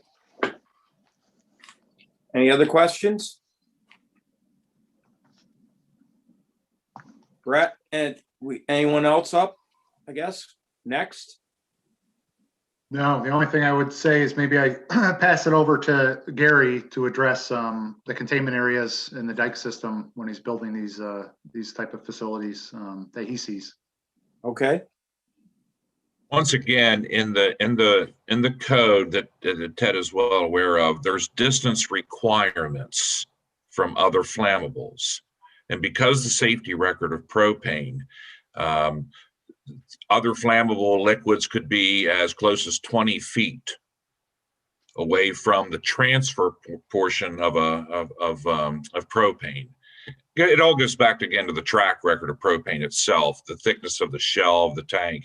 A lot of this plays into the distance requirements. So this facility in particular met all of the requirements for distances according to the code book. Okay. Dean, you have a question? Yeah, I'm looking at the site plan and specifically at the tanks to the north end, the propane tanks, but I guess also the tanks to the south. So I know you've got some containment systems for the petroleum bulk storage to the south. And I don't know how robust those are in terms of impact. And then on the propane tanks, I don't see on the site plan any bolsters or guardrails or anything to protect those tanks. I don't know if there's anything in place right now for the existing 30,000 gallon tank. So could you speak to that? I'm looking at the site plan myself. I'm relatively new to this engineering portion of it, but typically if there is traffic in the area of any of the transfer process in the container itself, that there is crash protection required. I believe I see we have crash protection in front of the transfer area where the tractor trailer would come up against what we call like a bulkhead or a little transfer station that's away from the tank at a minimum of 10 feet. There is crash protection there, I see. And I believe there's some chain link fence around this too. But there's definitely ballers, it looks like, between the tractor trailer and where the tanks are. So that looks to me like there's bollards between where the truck is shown and the Yes. transfer, but there's no bollards that would protect the tanks if the truck was coming around the corner and went straight towards the tanks, for instance. I haven't, that's a good question. I haven't seen the site yet. I don't know if any of the guys from Rabbit can tell me if there's like an elevation or something there of the crash protection that would be needed in case. I know to the north, there's a ditch. So you're probably not going to cross the ditch to get to the fence to get to the tank, but from the south, from the driveway side, it doesn't appear that there's any. The elevation doesn't change that much, Dean. If I may, 968. There's elevation lines on the drawing. they're out there. I have pictures of the site. There's a lot of bollards and a fence in front of the tank, the 30,000 gallon tank, to prevent a truck from going into the tank from the south side. So there's a lot of protection there right now. Good. Any other questions, board members? CJ, where are we at on this now? The status? You mean in terms of next steps that the board Yes. wants to Yes. take? So my understanding is you'd like to hold another public hearing next month. Please. Okay, and is the desire to engage additional third-party fire safety consulting work? I had put that out to the town engineers. Board members? Would you like to see a third party? Yeah. Yes. Yes. Who would we get? Yes. How do we choose a third party? So I've reached out to the town's engineers already, just for their recommendation, and I can certainly get back to you with that. So from here also, and perhaps Wayne can provide additional information regarding this, but I think they did submit the multi-sector general permit to DEC, but there was some question, I guess, of who is going to review it, or I don't really fully understand the reply. So I think there's maybe some confusion of does the MS4 review it, or does DEC review it, or I don't fully understand. So does the planning board need to wait on the DEC's comments? Well, I can say that the previous phase 1 approval did condition approval on DEC's on any needed permits from the DEC, but I think at that point in time, the MS4 was reviewing the submittals and not the DEC. But I'm kind of confused as to where the MS4 leaves off and DEC picks up. It's kind of a gray area to me anyway. So we're just waiting. I think the town stormwater engineer was trying to coordinate with somebody at DEC, and we were just waiting to hear back from them. Okay. Is there anything more that we need from the developers? I guess, oh, I'm sorry, Deb, go ahead. I'd like to see some more information about the appearance of these buildings and lighting and how that's going to be carried out. I did not see those details. I'd also like to get clarification. Is it the town barn light? Yeah. Well, whose lights are shining all over the neighborhood? It would be great to get clarification on that. And where the new ones are going to be. Right. Thanks, Deb. And what the buildings are going to look like. So, If I may, Brett Hughes with Marabito again, just to address. So we did submit actual photos of a similar facility that was constructed in the last 12 months that we're going to propose is basically identical to this, as well as building, schematics and, layout. So if that hasn't been dispersed to the rest of the board members, I would ask that it gets distributed appropriately, but we did submit everything you're requesting. so Brett, Brett and Wayne, one of our questions last time was about color on the tanks. Yeah, it was a question, that was, another topic kicked around internally at length. The darker colors, I think, completely goes against, any safety comments and concerns. And I'll turn it over to Ted to talk about, heat absorption through dark color tanks versus the lighter colors that we're typically deploying out there in the field. But my layman term answer is, sun absorbs the dark light. And if we're talking about safety and concerns and catastrophic events, that's probably not a good idea to roll out, just to have it hurt come. But Ted, maybe you can talk about white tanks versus dark color tanks. And Okay, that's a very good question.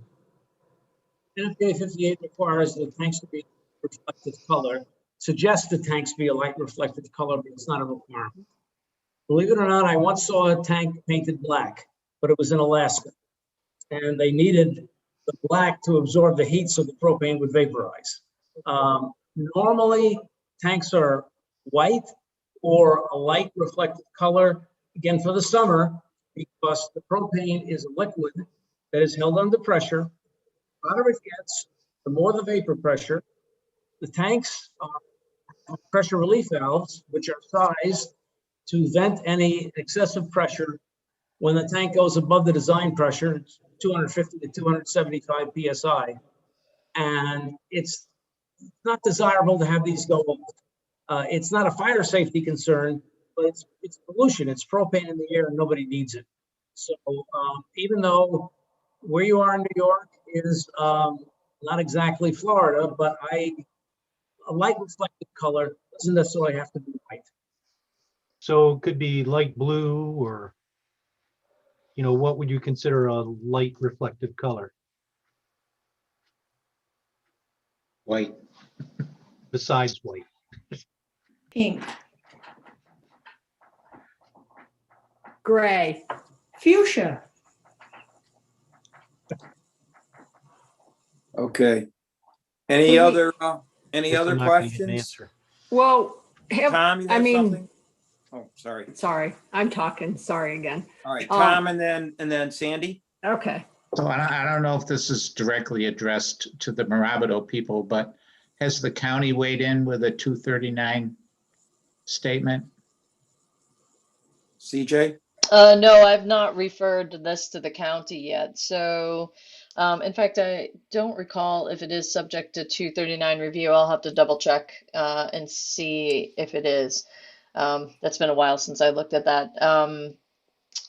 I would say this is the board satisfied with the answer about the deluge system? Do you want to know any more about that, or?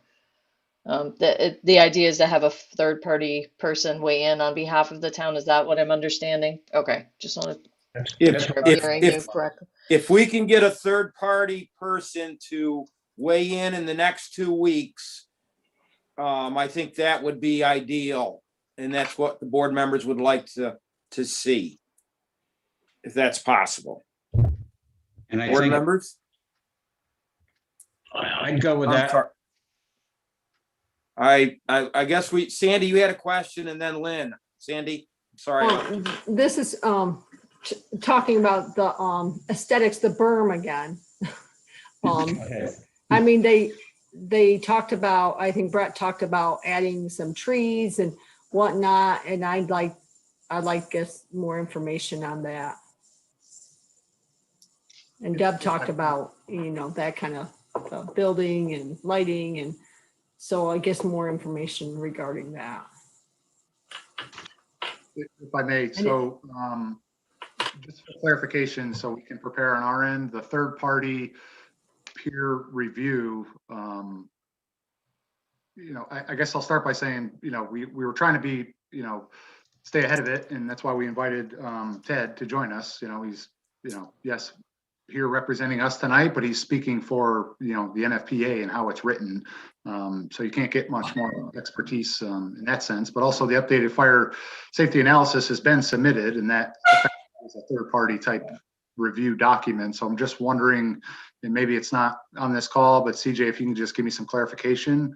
And then also, is that something us, the applicant, is responsible for the cost thereof, or is that something the town is going to author and retain? Just things I need to know on my end so we can plan accordingly. And then the latter comments, about the berm, it's, in my eyes, as a real estate guy, looking at this project, you start to berm the whole site up and hide it from visibility. You start to uncover a whole new host of issues such as stormwater and drainage. And, typically these type of meetings, it's, stormwater and berms and neighboring properties, being flooded. So careful what we're asking for here, because you might create a whole separate host of issues on the back end. Screening with the buildings we're proposing and the fencing and the natural screening, trees. Right. I think on the south end now, you have the buildings. It's going to shield majority of it.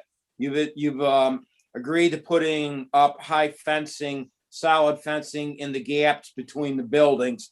So I think the shielding of the site is going to be taken care of on that south end based on what I see. Yes, it would be nice to put a few more trees amongst the trees that are existing there that might help shield it a little more. But we've already had Ted state that the berms probably wouldn't solve anything in regards to protection of the neighboring properties. So that berm for blast protection probably isn't realistic, and the berm for site is probably taken care of by the buildings and the fencing, I would think. Board members?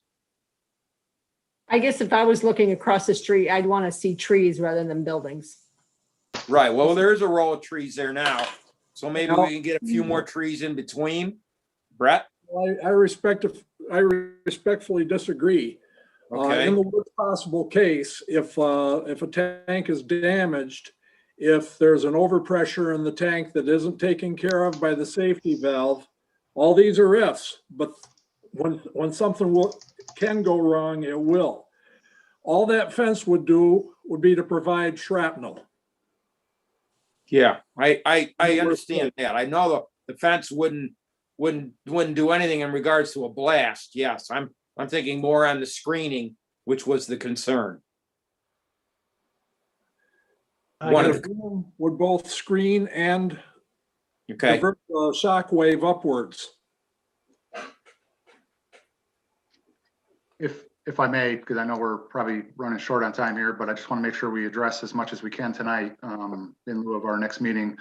To the comments about, the lighting, I know we've gone round and round a few times. I know, from photos and boots on the ground, it's from the town barn light. So if somebody's on the call tonight, that can also confirm from the board that it's from the town barn light. Hopefully we can move past that lighting discussion. But as far as colors of the structures we're proposing, again, I'll reiterate, we've made those submittals. They're in somebody's hands, so they just need to be distributed to the board, it sounds like. They've been distributed to the board. Brett, what we're seeing on that, we're seeing your elevation drawings in red, blue, and white. And then we see some photos of another project where everything is gray. So I'm assuming that that's what you're proposing is gray for roof and siding? No, it's actually a green metal building, very earth tones with a white yes, I forget the color of the roof, but anywho, it's earth type tones, metal building construction is what we're proposing. Okay. I guess I don't have that in my packet. It was in the packet before this one. They sent a photograph of the bays. Okay. It's got like 5 bays in it. Is that the one you're talking about? Right. Okay, board members, we've got quite a few things to go over. So is there anything more pressing at this point in time? Yeah, I would just say to the Moravito folks that the reason we're going to a third party person is because everybody's throwing their hands up saying we have no idea how to engineer a deluge system or what it would cost. And I think that the board is interested in the answer to that.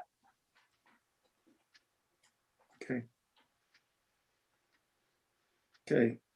CJ, I think are we set for tonight on this? Yeah, I would just say just a couple final things is that Wayne had asked regarding a fire safety analysis.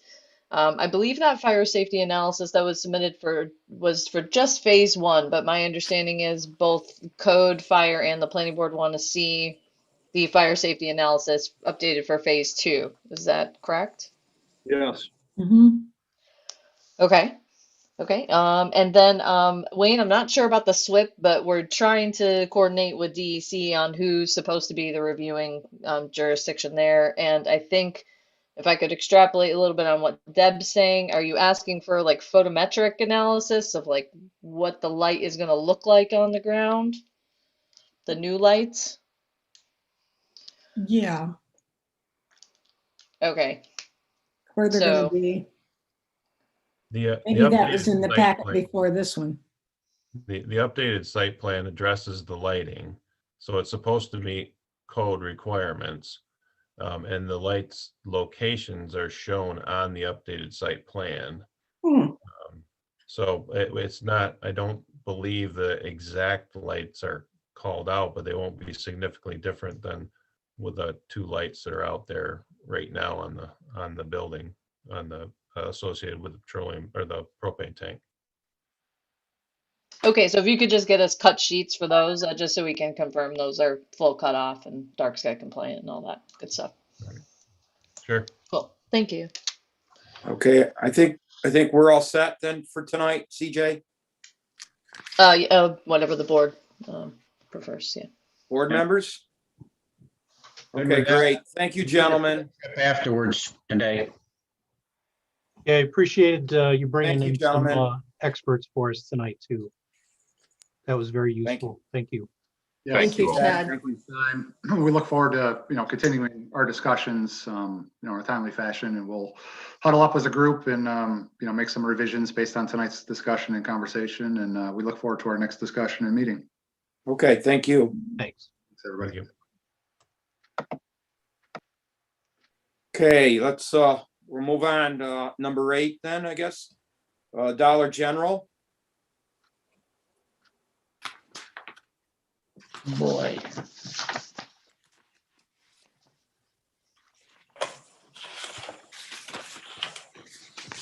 Okay, I'm not sure if Stacy is here looking to speak at this public hearing, but it's the only name I don't recognize here.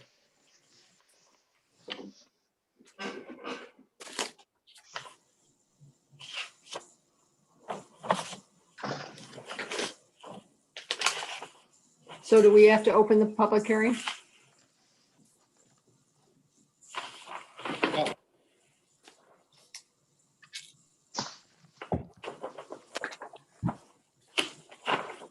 DJ, where are we at? Just opening the public hearing for So Dollar moved. Generals. Second. Okay. All in favor? Aye. Aye. Opposed? Abstain? Okay, thank you.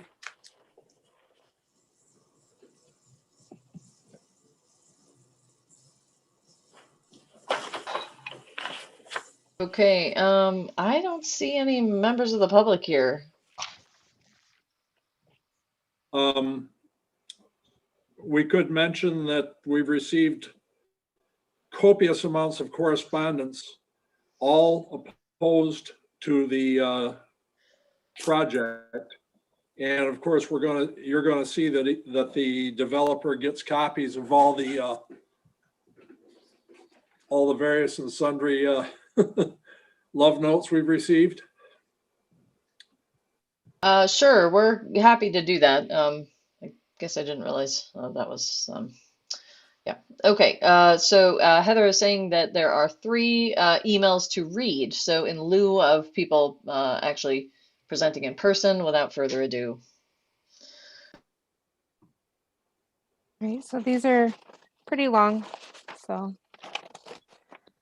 Right, this is from Ruth and Roger Hopkins, 163 Asbury Road.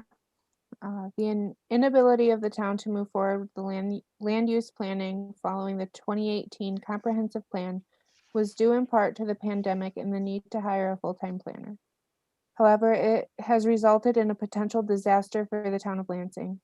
Multiple proposed developments, there's a list below, on our main highways and intersections are about to prevent the future developments of anything remotely resembling a town center, resulting in almost none of the community attributes desired by town citizens as expressed in the town's comprehensive plan. The scenic highway passing through Lansing will no longer warrant its designation. In 2018, we passed a comprehensive plan with the understanding that land use ordinances would be updated to conform to the plan's goals, and in particular, a process would be put in place for form-based planning, a necessary process to implement our community plan. Without the updated ordinances and a way to activate form-based planning, our town is guaranteed to develop not in a way that nurtures our community, but in a way that maximizes the short-term profits of out-of-town developers. The town must address these threats to the future of Lansing by taking steps to pause the current proposals while we implement the form-based planning process, a process that intentionally involves the participation of our citizens. It is time for the planning board and town board to pass a moratorium on building permits while we put a plan in place to update the land use ordinances on major highways and intersections with the use of a form-based planning process. The town should also use this pause to inventory the conditions placed on prior developments in our town, because without the assurance that conditions placed on developments during the approval process are met by developers, our town will further deteriorate. And then the list of high impact current development proposals. They mentioned the Dandy Mart, the proposal for an office building on East Shore Drive near the same intersection as the truck stop. The proposal for increased use of the car lot in the town center. Proposal for enhancements to render the propane facility visible by neighbors and residents, and perhaps doubling the apparent footprint of the current Marabito gas station. Will this be a second truck stop? Proposal to put another Dollar General store in Lansing, knowing we already have one. She included 2 pictures of empty dollar stores in Dryden, both now empty and available. Apparently their business models involve profit made by taking losses on real estate, not benefits to the community. Is this what we want for Lansing? Proposal is in the pipeline for a large senior living complex where the town trail is currently situated. Why not put this kind of complex near the market instead of expanding the propane facility, or across from Rogues Harbor instead of the truck stop? We do not need to reduce important recreational facilities when there are plenty of other places for a facility near our town center. And then there are several pictures included for that one. This is from Gay Nicholson. Dear Lansing Planning Board and Town Board, many of us were just hearing this weekend about the proposed second dollar store near Baker's Acres and the Marabito storage facilities near the town barn. I am left wondering why our elected and appointed officials haven't mounted a stronger defense of our existing local businesses against these large outside corporations. Citizens of this town have worked hard repeatedly over the decades to develop and refine our comprehensive plan. Your job is to enforce the vision and principles expressed in that plan. That's how democracy is supposed to work. Most people have by now read several articles about the predatory business practices of the Dollar General Stores Corporation, and no one should be ignorant to the expanding policies on climate action in New York State. Those who are selling their land for development in Lansing should be made fully aware of the limits on what kind of projects we will accept in our community. It would be best to stop these projects at point of sale. As planners, you must be aware of the critical mass concept of development outcomes. Once a certain amount of visual blight, traffic, and pollution gets established, it is impossible to attract anything but more of the same. Lansing seems on the brink of becoming a sacrifice zone a place for undesirable commercial activity that other communities repel. More's the pity that the profits from these enterprises do not stay in Lansing, only the impacts compounding one upon another. We might acknowledge that a storage depot of liquid fuels is necessary in the short run, but with the statewide push for conversion to heat pumps and a looming moratorium on new fossil fuel installations, eventually there won't be enough demand to maintain the Mirabito facility. Have you required an escrow fund to cover dismantling of the facility and any potential cleanup costs? We should be anticipating bankruptcies as the means of avoiding decommissioning costs for fossil fuel facilities. Perhaps that is 20 years away, but it may turn out to be much faster than that. I hope you will use all the skills of the town planner and town attorney to forestall these proposed projects, as well as the truck plaza opposite Rogues Harbor Inn. Good luck, Gay Nicholson, 1 Maple Ave. And the last one. Hello, I may be unable to call into the meeting tomorrow, but I would like the following statement to be read aloud during the public comment period. Dear Planning Board, I am writing to reiterate my previously expressed concerns about the proposed Dollar General store in North Lansing. I will not belabor points already made in detail in previous correspondence by myself and others about the store's negative impacts on our town. Instead, I implore the Planning Board to now consider this in light of the new Dandy Mini Mart proposal as well. Do we want to be a quaint rural area populated by locally owned small businesses, or do we want to become a strip mall full of gas stations and dollar stores? Is that what we want people to see when they enter our town after driving along scenic Cuba Lake? Slapping a pitched roof on a building and making them plant some bushes does not address the underlying issue. National retail chains do not fit the character of the community just because the building is slightly less ugly. Zoning needs to be updated in accordance with our comprehensive plan before Lansing becomes just a highway rest stop for Route 34 and 34B. Respectfully, Ben Finio, Sharpstein Road. And that was it. Okay, thank you, Heather. Of course. Do we need to close this, CJ? The comments? I don't see anyone else in the waiting room. Okay, so I need a motion to close. Lynn, second. Second. Dean, second. All in favor? Aye. Aye. Opposed? Abstain? Okay. CJ, is there anyone in the representing the developer?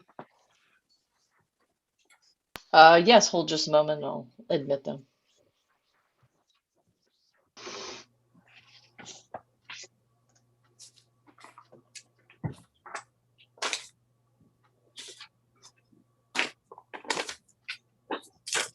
Representing the developer?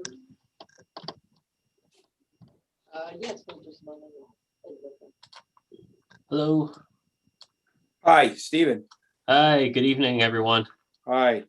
Oh. I noticed we have a rendering of the proposal of the exterior. Yes, that is And correct. I believe at the Cut last sheet. meeting, some of the board members were asking whether some sort of peak roof was possible. Can you shed some light on why that wasn't possible? Hold on 1 second. I'm bringing up the renders. Just bear with me now. Mm-hmm.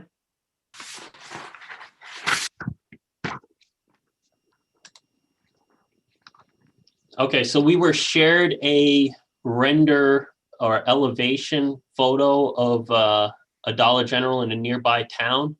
Okay. And it seemed like that was the architecture that you guys wanted. And Okay. that's what we provided. I think it was in Dryden with the corner entry. And we just tried to mimic exactly what that was. Okay. Board members, any questions? I remember that we asked if a pitch roof could be added to that with the corner entrance. It cannot on this.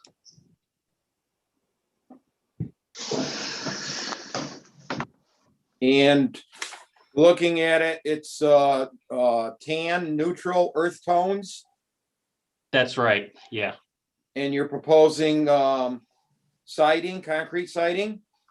It is a hardy board on the top layer, and then on the bottom, it's like this brick wainscoting. Okay. And that is for, yes, the east and west, south elevations. What's on the north elevation? The north would be the metal siding, and what we're proposing to do is paint that to match the color of the rest of the building, the top half. And what we also did for that north end was added to the density of the trees. We changed the species of trees to a white spruce. And then what we did is we added fence to the northern end about 40, 50 feet, just to kind of shield the visibility to the neighbor to the north. Dean, you had some concerns last time on the landscaping. Any comments now? Yeah, I'm looking for the right sheet here, just a minute. Could you reiterate what you said about the fence? Is the fence not the whole length of the building? So the last time you saw it, we had it the whole length of the building, but we were asked to extend it to the west, excuse me. Yes, the west, so that it would block the dumpster enclosure that's behind the building. So we added that and we put trees in front of that as well. Okay, thank you. Yep, you're welcome. And as far as the vegetation, so you don't have to look it up, we added the dogwood shrubs mixed in with some ornamental grasses, some dwarf fountain grass. So it's kind of like staggered, where it'll be a couple of red dogwoods mixed with some ornamentals and then back and forth. And we put that along the front property line.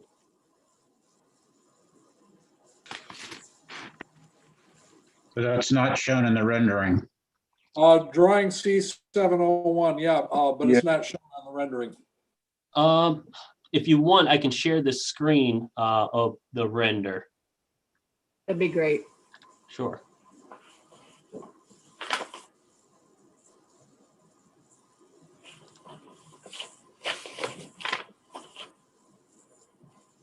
You all seeing that? Yeah. Yep.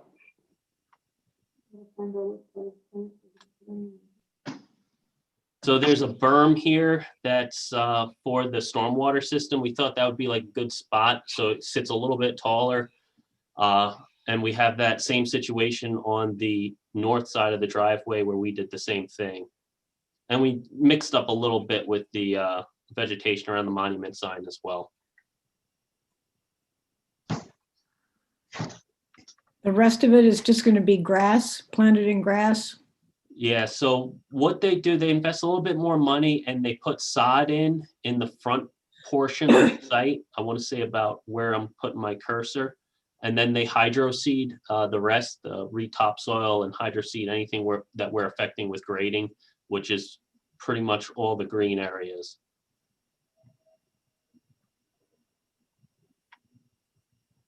Would How you, tall are the trees you're gonna plant? I want to say they're 6 to 7 feet is the install for the white spruces. Where's that information in the packet? That should be on the landscape plan. on the back? It should be in the upper right-hand corner of the landscape plan. There should be a schedule and it should have like the. Yeah, it does. Okay. Yeah, it's in the upper right-hand corner. That's right. Could you reiterate the height of the fence on the north side? Sure, it's a 6-foot tall fence. Thank you. I couldn't read the Sure, picture. Thank you. you're welcome. Just FYI, those white spruce should double in height in about 8 years. Yeah, they're pretty fast growing. They're what I planted along the west side of my property here. How do deer like them? They haven't eaten mine. Actually, I've got a double row and they run down between them. Ah, I've got a question regarding the signage on the building, the Dollar General on both sides. Yeah. Yep. Is that lit? The It, lettering? it would be internally illuminated, excuse me. And is that turned off at closing? Yeah, I think it's like a half an hour, I want to say, after closing, they shut the lights and the signage lights off. And the signage lights would go off, okay. Yeah. Have you spoken to the county about the sustainability section? Yeah, we did. If you're still seeing my screen, let me see. Did it change to an email? no. Okay, hold on a second. Oh, let me just try this a different way. I think I'm sharing my other monitor and not the screen that's got the PDF. Bear with me, please. I did send that email, or that should have been included in the printed Oh, okay, packet. that's what I was gonna pull up. So we Just in got, case. I'll just summarize it. So we did some correspondence. We set up a meeting with the business energy advisors, working with the county. They have an independent consultant. It was looked at and they said, it looks like your designs are so far advanced that it is unlikely that you have any ability to modify your designs to meet the more aggressive energy goals. So we felt like we were in good shape after receiving the letter where they stated that. So you're not going to use heat pumps. You're going to go with propane. That's right. I don't like that. I mean, we're supposed to be a sustainable county and that's not supporting it at all.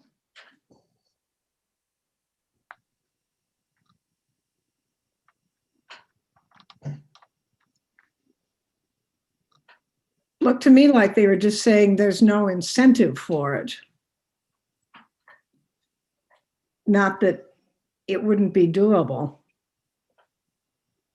Yeah, we're just lines on paper at this point. There's no reason that a different heating and cooling plant couldn't be designed in for this location. Frankly, I'm surprised at the county's response. Me too. That is not what we have seen in the past. CJ, do you know what's going on with the county in that area? I can't say that I know Andrea, who ran the business energy advisors. She has moved on from the county. I'm not sure. I think she was hired at a private firm. So I think one of the senior planning folks, I think the planning administrator, Joan, stepped in and did prepare that letter that I forwarded on to you all. So I think the program is in somewhat of transition right now. That's just speculative. I don't know for sure, but that's just just a reasonable guess. So. Well, I was shocked by their response. Me too. It's the first time I've ever seen Tompkins County be concerned about how far along a set of plans were before trying to impose their will. I kind of agree with you, Tom. Do we have the capacity to run a heat pump at that corner? Yeah, absolutely. Yeah. Yeah. plug it into the electric and it works. How much electric is there is the question I'm asking. 440. That might not be a three-phase line, but they certainly have 440. I'm happy to say yes. I just want to make sure that we do have shortages of other commodity in electricity. So let's just make sure we can do that. I'm all for it. Don't get me wrong. Well, I would really like Dollar General to consider that more seriously. Stephen, have you put in any heat pumps in any of the other Dollar Generals? None that I've worked on. None? None. There are several new buildings that have gone up in Lansing that have gone with heat pumps. So it's not like this is something new.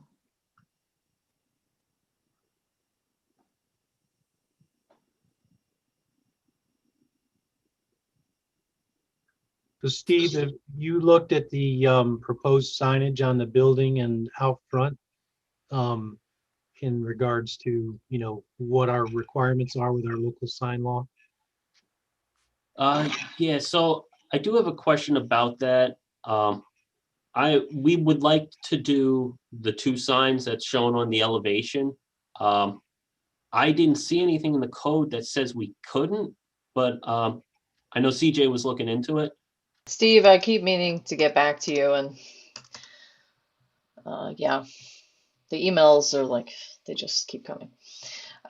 Yes, I believe that the limitation is on the sign shall not exceed 48 square feet, but I'm not seeing anything on a total sign copy limitation.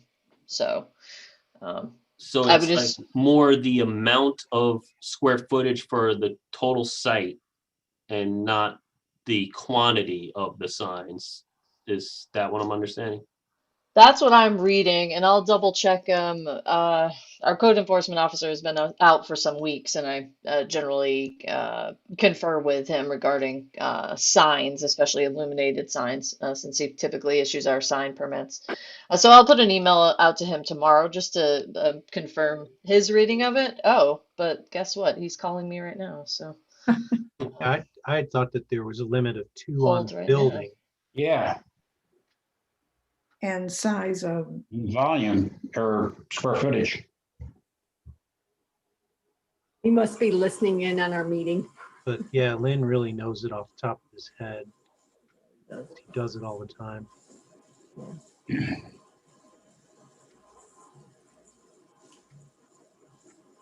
Okay, I'm getting from him 2 signs total. So I must have missed that in terms of number of signs. So 2 signs total for the site would mean just 1 building sign and 1 monument sign. That's what I'm gathering. Yeah, and I'm not sure about the pedestal either, if the pedestal counts towards the size of the sign, for instance.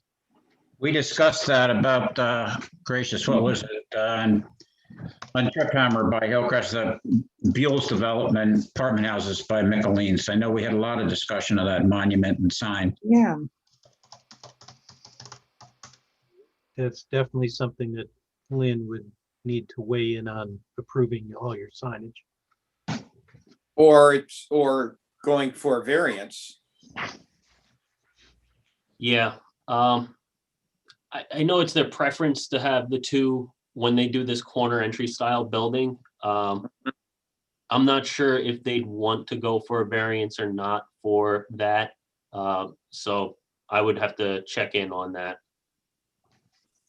Is the size of the lettering pretty much standard? Would they reduce to comply with a total area? Yeah, and I think we do with what we've submitted thus far. I believe so far we've submitted the building sign and the monument sign. And we had that building sign for the previous building. And I think we can just affix that to the front of this.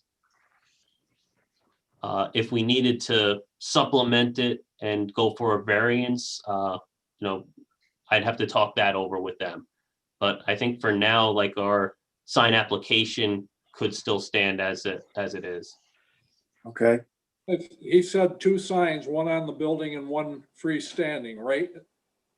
CJ?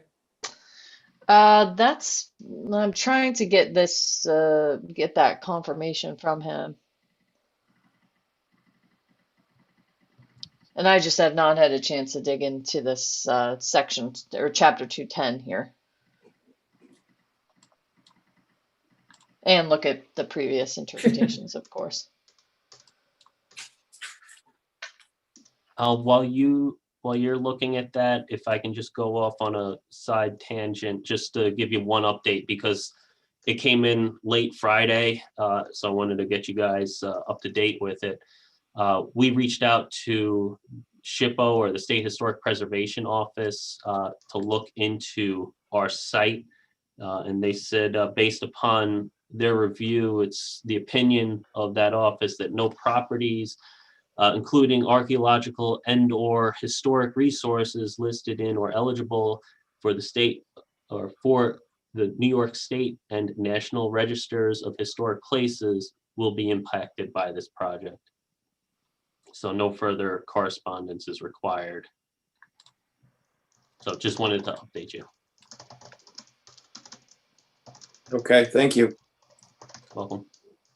Okay, so I'm gonna have to look into this, and I will get back to you here, hopefully this week. Okay, so board members that I'm sorry, we're running late on a lot of this. The exterior appearance of the building seems to be compatible with the neighborhood, even though we probably would have enjoyed more of a peak roof.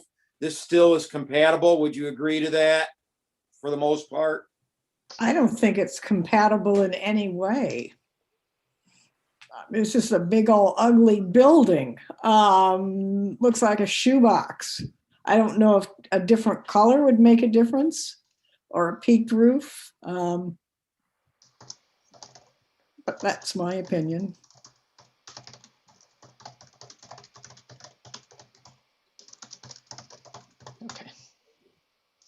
And the other concern that I heard was regarding the heat pumps versus the propane.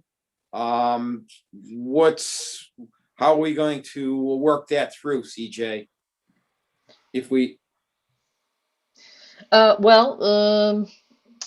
Let's see. Well, the board can consider the impacts during environmental quality review, in terms of energy consumption. But I don't believe that the board can mandate any particular type of, heating or cooling arrangement. Okay. I don't believe so. okay. Any other large items board members have concern about? I'd like to see a better looking faux roof, if you want to put it that way. Some sort of peak, I think it would fit better.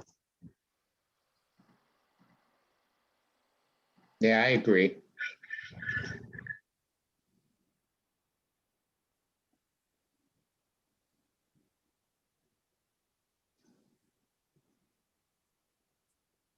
Just a little confused. I feel like we showed a peak at one point, and then we were looking at this one, and it seemed like this was the direction you wanted to go with. Yeah, I do remember members had highlighted the one in Dryden and said that seemed to be compatible. They thought would be compatible with the rural area. And this seems to be very similar to the Dryden one, I believe, correct, Stephen? Yes. We just took the photo and tried to give that to you. As I said, what I think we're referring to is we like the placement of the entry at the corner, because it helped bring the whole building forward and fulfill our other requirements for having the parking not right in front of the building. But we also said that we'd like the profile from the front broken up with something other than a square box. And I think that does provide that. We got the window shutters and the awnings, breaking a couple breaks in the roof line, the brick along the bottom with a separate little color in between. I think we're trying to get it so it's not like a box. Yeah, I mean, it's not like the other dollar store in Dryden, which is a square box made out of block, I believe, and painted white. This does have, as you say, it does have the wainscoting, it does have the shutters and some awnings. It is broken up, but I'm only one member of the board. Well, we can say it looks better than the one in downtown Lansing. Yes. Yeah, I think that's more the consensus, Steve, is that it certainly is better than the one that we have right now. But that doesn't make it the be all and end all for sure.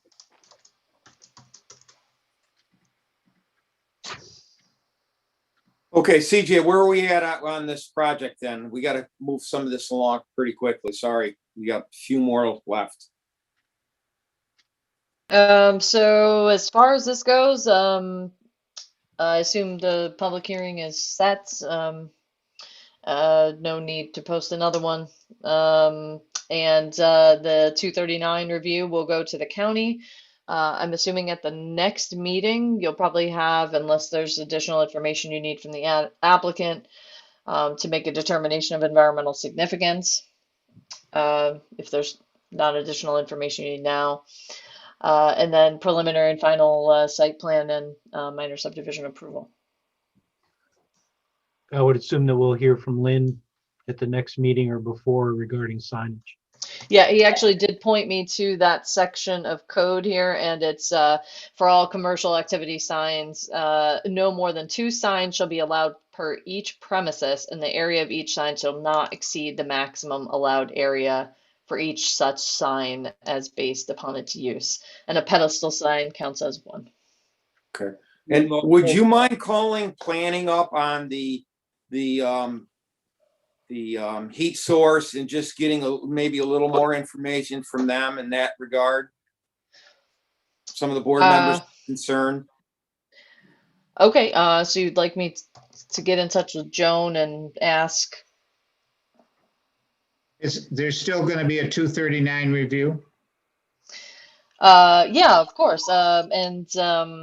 Yeah, this the whole package would be referred as part of that, and oddly enough, their own email would be included in that referral, because part of the review they do is based on the energy their own energy guidelines, right? So, yeah.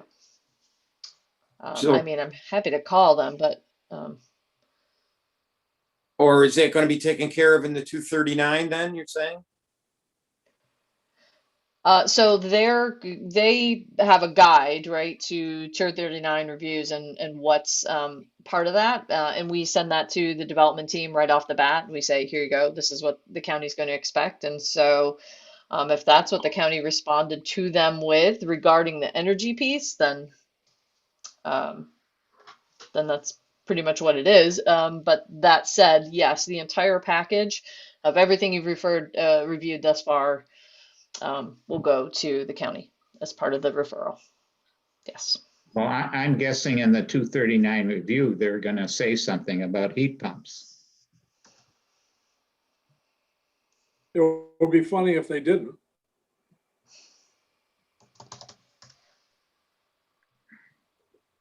So yeah, I would think, Stephen, that at the next meeting, we would probably be wanting to know from the developer what objections, if any, they would have to installing heat pumps. Okay. Yeah, I can ask their mechanical engineering plumbing team to weigh in on that. Okay, thank you. Sure. Thank you. Yeah. Thank you. You're welcome. I'm just want to circle back to the architecture. Like I feel like we're there, and I just want to be able to kind of go with the comfort level that the architects put in something that is acceptable to the town, that we can move forward with this plan. It's very nice, but it still doesn't cover every base that we had concerns about. We like the positioning of the building. We like the entry on the side. We like the awnings and everything, but what we were doing with a request for a gable end was to break up the flat profile of the top and make it look more like the structures across the street and surrounding, which are all gable end or peaked roofs. That's what we were looking for. We really like all the other stuff, but if you wanted to go all the way, and if that's why we were looking at the gable end. Well said. Okay.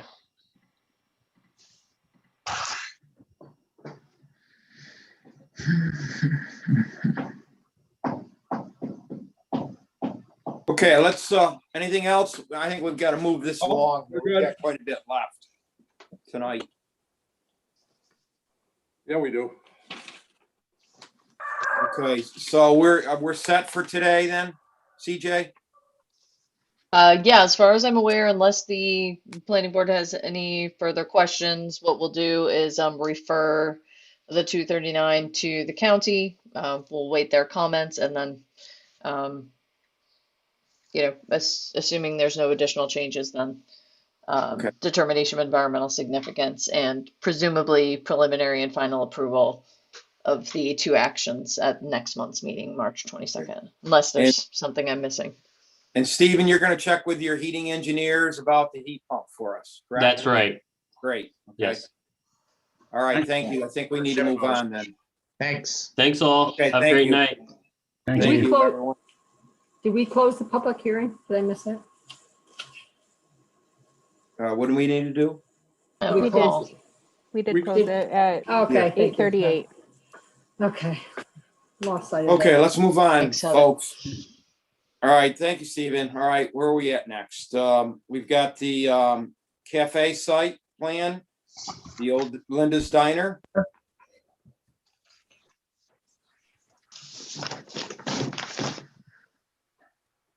I have the applicant here, if you'd like. Okay. A menu. Said you done this. I'm pretty excited about them opening up. I am too. Yes. Don't have to go out on the lake. You can get it right up there. Yeah. I can go across the street and shop at Dollar General. They'll have produce for you, Deb. Oh, They're gonna have fresh produce for you. ah, We might put up a border check to keep y'all out.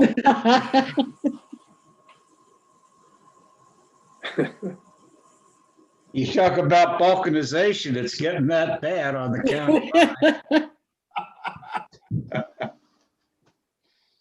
Okay, let's see. Michelle, are you out there? I am. Can you hear me? Oh, okay. You want to just give us a quick summary, please? I apologize on the time tonight.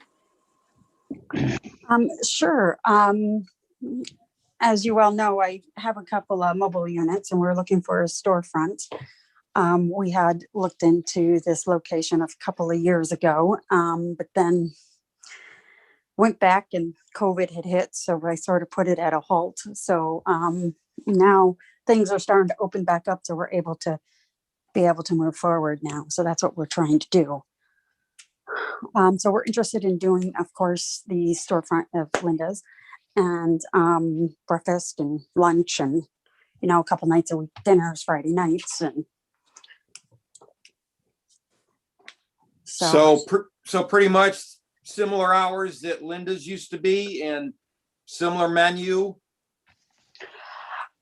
Yes, but we will slowly open up to those hours. So we're not going to start right off the bat at those hours because of things still being slow and stuff, and trying to rebuild something that's been closed for 2 years. Hopefully won't take long, but got to watch overhead too. So is there any proposed changes to the exterior? No. It looks like Not they at, had a not at this drive-through. time. Hope you're gonna fix up that part where they drove through the front window. They already did. It looks really nice. Oh, good. Good. New sign? That's So I do, drive-through like I, the rainbow. yeah.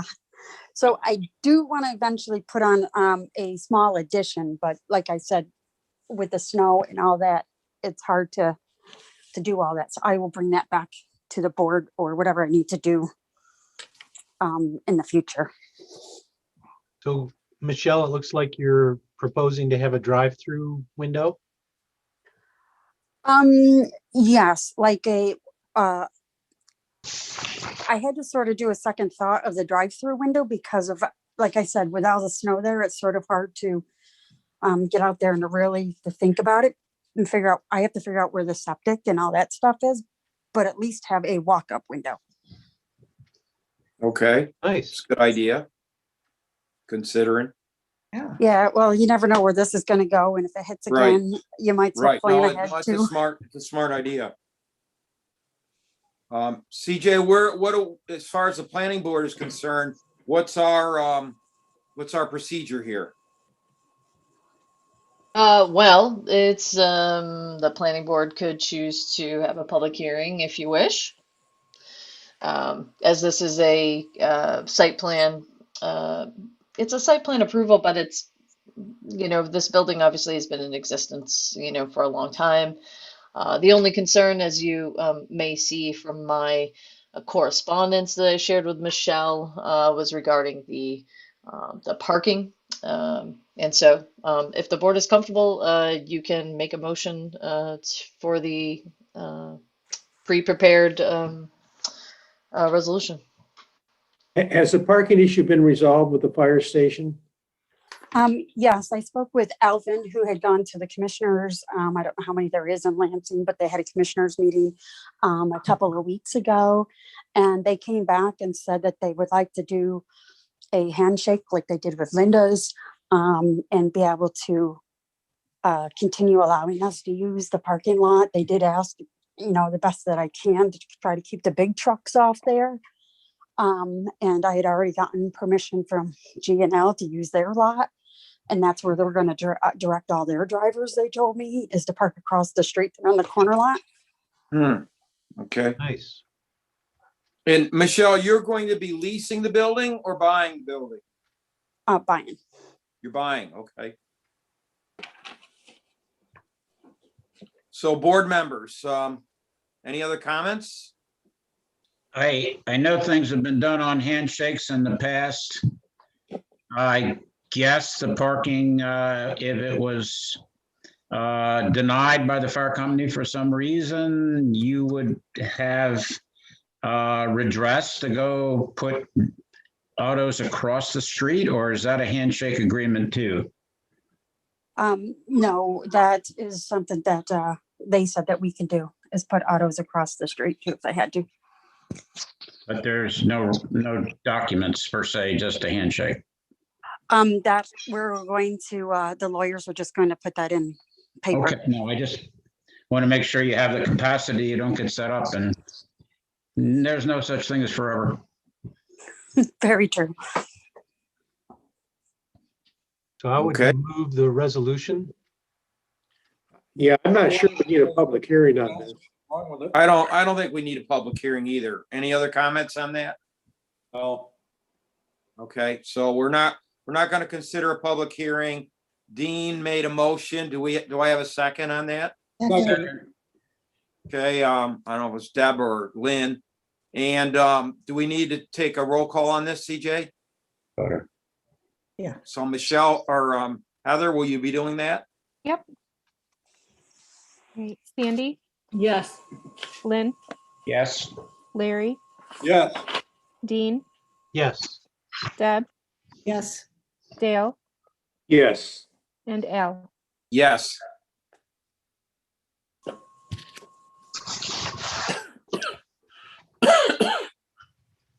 So we're in agreement. And anything else, CJ, on this? Nope, that's it. Thank you. Okay. So we're all set, Michelle. Alrighty, thank you guys for your time and have a great night. Thank you. Good luck. Let us know when you're open. Yeah. I will. I will. Hopefully you take my credit card. We will be taking those. Good. Oh, I don't carry great. Cash.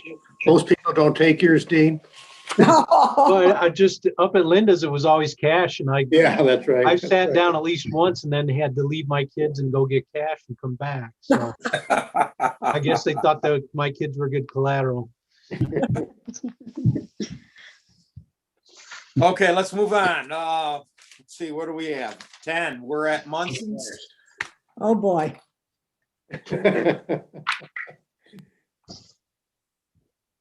CJ, we have someone out there? No, I don't see anyone in the waiting room here. I did email, I did have some correspondence with the applicant. Let me see what he said back. The only thing he did want to reiterate is that I did make a mistake on the agenda. It should not have been posted as a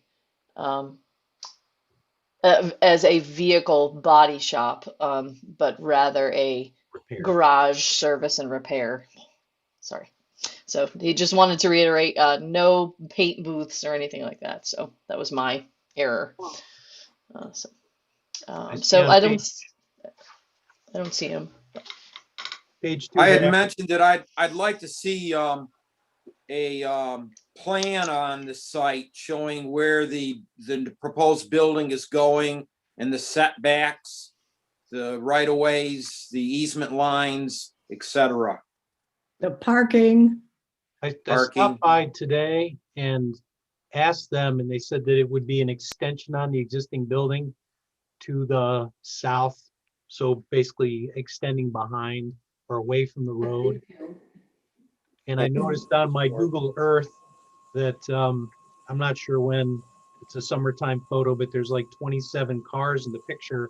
I counted 45-ish vehicles there today, plus a tractor trailer, a small one out in the yard. So I think that originally, wasn't there something in the original approval of about 10 vehicles? Yeah. Yeah. I can speak to that. Okay. I agree with Dean that the extension is going to be right off the back of the building, increasing the footprint of the building as it exists. And I personally jumped him. I was there last week for something, and I said, "Hey, you got a lot more than 10 cars out here, bub." He said, "Well, he's got 10 that are for sale." He said between 8 and 10 that are for sale. He's got the cars that come in. And I said, well, what about all these others? And he said that he's talked to Pick and Pull in Auburn, and they're going to come down and clean a bunch of them out. That's all hearsay, but that's what it is as of now. I agree. Strikes me there might be some stormwater questions about this extension. In setbacks, if he's doing behind the building, isn't that right on top of the neighbor? That's what I was wondering about, setbacks, lot lines. And I'm thinking a power line back there too. Right, isn't, That's yeah. it. Yeah, the power line is just to the west of the building. Okay. The setbacks and everything that all has to be reviewed and approved by the chap what sets the building permit. Yeah, we need to see a real site plan for sure. And I would think that we're going to want to see some kind of an enclosure that, in the future, when he's got more than 10 cars, that everything that's not out front for sale that looks nice or that's over 10 is in an enclosure that you can't see through if you're a neighbor or driving by, because what's there right now is just really bad. I agree. And it wouldn't hurt. Reasonable. And it wouldn't hurt to add a little landscaping along the road frontage as well. Yeah. There used to be. So Lynn is saying that there's a limit on the number of cars for sale, evidently based on the past approvals of 10. And the rest are in the queue, I guess, to be serviced. Yeah, he admitted, Oh. he admitted to me that there were some that were for parts, but he was gonna have those taken care of. Yeah, and you know, there's piles of tires, and so I think that some kind of an enclosure is certainly warranted, as well as some That landscaping. should be a number that is put forward in the second iteration and extension to clarify what's going to be there. Yeah, but I'll reiterate to the applicant that he could attend the meetings and speak Yeah. more on the project. It's a good chance to make sure that we tie down a lot of that stuff, yes. But Okay, so anything else on this project? well, I would make a point that has been included in all the vilification that has been sent our way by the public. But I would point out is that is a local owner and he employs local people. So He's a good guy. This is not one of these out of town carpetbaggers like everybody is complaining about. Okay. Point made. I think we should still have a public hearing though, don't you think? Yes. Oh, yeah. Okay. And would you like to hold that next month, or would you like to get the updated submittals? I'd like to get the updated submittals first. I'd like to see his act cleaned up a little bit. It is an extension, use, but it's a large extension, and that's why I think a public hearing would be appropriate. And a real site plan and a real stormwater plan if we need it with the added. And some. I would defer to Lynn if he felt that a full stormwater plan is required. No problem here. I'm just saying that we ought to address something. We didn't see anything when it first came. It was a sketch on a piece of graph paper, if you'll remember. Yeah. The one we've got now is a little better than that, but not much. Yeah. Okay, CJ, are we set on this for tonight? Yeah, I believe so. The board, I believe my understanding is you're looking for a site plan, preferably on a survey, placing the easements, the new building, delineating parking, a ground disturbance tally, as well as indicating landscaping on the site plan as well. Yeah, and the landscaping, again, we're talking about some kind of a opaque fence that can hide the parked cars and cars being serviced, et cetera. And there was some question about also an enclosure of whether it was appropriate maybe to screen those as well. Okay, well, I'll pass those on. And the public hearing will not be set for next month. It would not be set for March, rather. Okay. Is that correct? Thank you. I think we got to see more before we can. Yeah. Totally understood. This is the packet as received, from the applicant. So. Okay, thank you. Yep. All right, let's move on. Lake Forest Circle. Yep, admitting applicants now. Okay.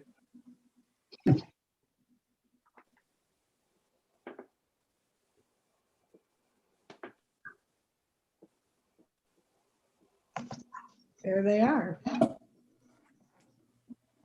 Tim, Floyd, sorry about the late night. Believe me, we're sorry. Yeah. Okay. You guys Tim, are all awake still? Give us a quick summary, please. Okay, can you hear me all right? Yeah. Okay. We are trying to figure out where we are with this project. We want to finish it. I went back through the records and looked at what happened back in April of 2019 when the extension was granted. We then proceeded to go through and work on the project. And I guess at that time, during that meeting, it was discussed in the meeting minutes that do we start over again or do we get the extension? And at that time, the board decided to grant the extension. And the wording on it was, if you look at the actual meeting minutes, was that it was a multi 180-day extension. So we proceeded on, we went through and did the drawing revisions that were asked for back then, and came to the town planning board in October of 2019 with a revised set of drawings. And at that time, and shortly thereafter, we went out and had a site meeting. I think CJ was there, Guy Crow was there, walked through the property with Dondi from TG Miller's, and actually went through a bunch of changes that they wanted. We went back to the town hall to discuss them. And at that point, we started revising the drawings again, which were completed right around the middle of March. And that's when the COVID thing kind of hit and everything died for a couple of months when we were trying to figure out how it was going to work, and no Zoom meetings were going yet. But anyways, so in that same time, we believe we forwarded a bunch of the plan sets and the new SWIP document to the town, but apparently they were either never received or nothing ever happened with it. So we didn't realize this until late in the year when we started checking on what was going on. And so we were told then by CJ that we were going to have to start over again from scratch. And then I went back and looked at the record. And in that October presentation meeting, we had all kinds of input from the board about what they wanted to see changed. And we did a lot of that work, and we had to come back for a further meeting at some point in time to discuss the road extension off the property in phase 2. So there were a bunch of, so those two meetings, as far as we're concerned, were critical in terms of, we didn't realize, and nobody ever told us, that our original preliminary plan approval was no longer going to be extended. As far as we knew, and all the signatures from the meetings we had after the fact, it was still valid. I don't know what you guys are going to decide, but what we're trying to do is get it back active again and finish it. And if whatever way you feel more comfortable with, we'd prefer to just renew it and get the rest of the stuff into you and be done with it. But if you feel you have to go back and start over from scratch again, which is contrary to what was done in the April 22 meeting, I understand that, and we'll work with you any way we can to get it done. So, and Floyd, chip in if you've got anything to add to that. But you know, that's kind of what happened and how it transpired. And I don't know how the ball got dropped, whether it was on our side or the town side, but here we are. And really, I think a lot of it was due to COVID when things weren't getting done for a while, and it just sort of got pushed back. CJ, is there any changes if they go new, like the width of the road or the any stormwater, anything is different now than from before? Well, so I think I did forward on all correspondence that I've had with the project team to the planning board. And my understanding is from speaking with the highway department superintendents, and that their intention is not to issue another waiver from the 2019 road specifications. So that would be what I believe is a significant change, although I'm not sure. Perhaps the applicants could speak to that. The only difference would be we did an oil and stone road. It was approved in the extension, and the town road spec has now changed to be a bituminous pavement. That's the only difference. Okay. It's the same width, same base, a little different base, but same width. So okay, same look. Basically, all the things that are in the plan now, it hasn't really changed. And the only differences that were made were things that were changed at the request of the town's engineer in terms of revising the stormwater ponds and adding riprap here and there and changing some of the drainage easements around, which is what we've done. So Tim, you're looking for an extension that will allow you to just continue through the rest of this process. And what timeline are you looking for? I think we can get it done within a month's time to present to the board. So we've revised the plat map now. We've got, I think Danny's all set with it, although he was put on hold apparently to review what we submitted here last month. Have you looked at it yet, CJ, or not? So yeah, so let me just recap a little bit of you know, the experience so far. So I believe on April 22nd, 2019, this board, the planning board, issued a 180-day waiver to allow the extension of the preliminary plat, which would have been an expiration of October 19th, 2019. And so at that time, I believe the preliminary plat expired. So it was revoked, it's done. I then received a correspondence in late December from the project team saying, you know, we really want to get this on the agenda again. Obviously, I was surprised to hear that. I did speak with the chair. Chair of the planning board says, I think we will need to have them resubmit after all this time. I spoke with council. Council recommended they resubmit as well, especially because we had not received what the waiver was contingent on, which was a seeker analysis. So it was to be, because seeker changed significantly in 2019, it was meant to be a comparison between the seeker in which this this major subdivision was originally proposed under, and then the new seeker regulations. And so having that received that and having it being, you know, January of 2021, my recommendation to the applicants was to resubmit the proposal. But that said, you know, if the planning board sees fit to, you know, renew the preliminary plat again, yeah. So that's kind of my experience in a nutshell. But you're saying council recommended we not do that?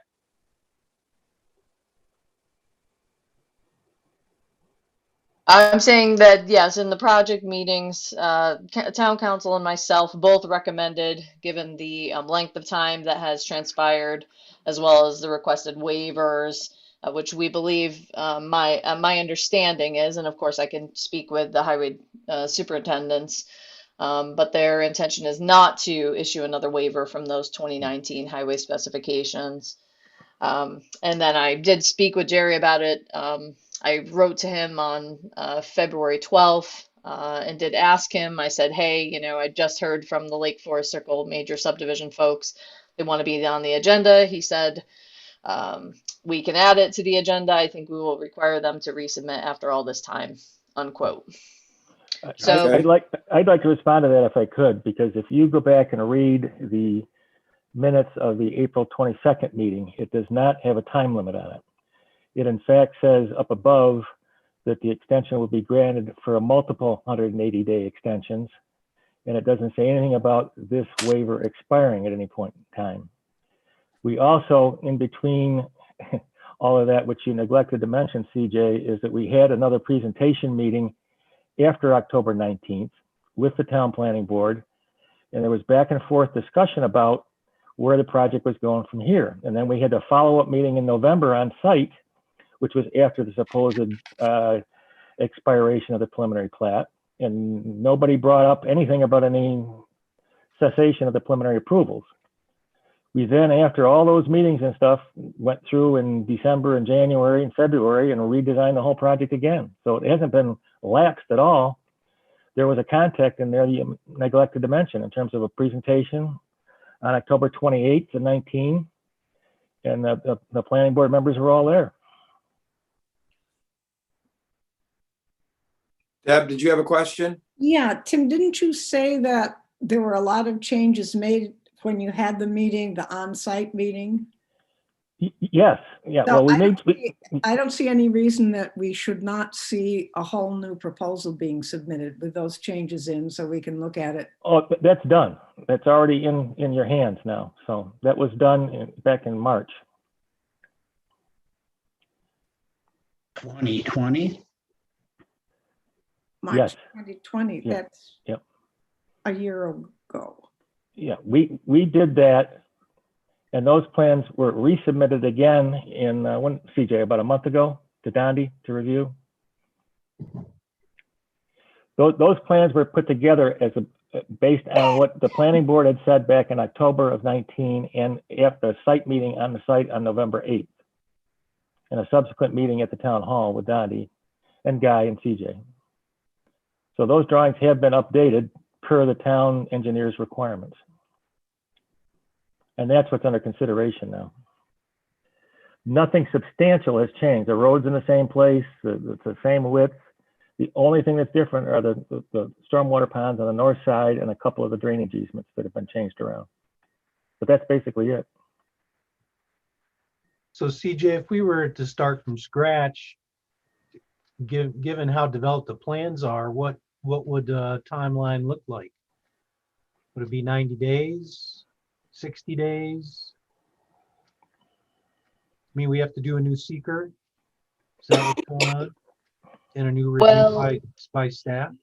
given that the previous waiver was conditioned on a seeker update, which has not yet been received, which was requested by this board 20 months ago, I don't know that I could speculate on the timeline. So it sounds like we're still waiting on a seeker. A revised seeker was done with the updated, what do you call it, the web EAF for the project. And that should have been submitted back in March again. It was done. I can give you a copy of it if you want. So I guess, I don't know what the timeline difference really would be. Frankly, at this point, between just submitting a new application, which I don't, and granting an extension or another extension, or I don't know. I'd leave it to this board. Well, go back and look at the minutes on April 22nd and see what you folks think about that. That's something that I looked at again, and then again on the 28th of October. Do you have those minutes, the October minutes, CJ? When the project was discussed after the supposed termination date of October 19?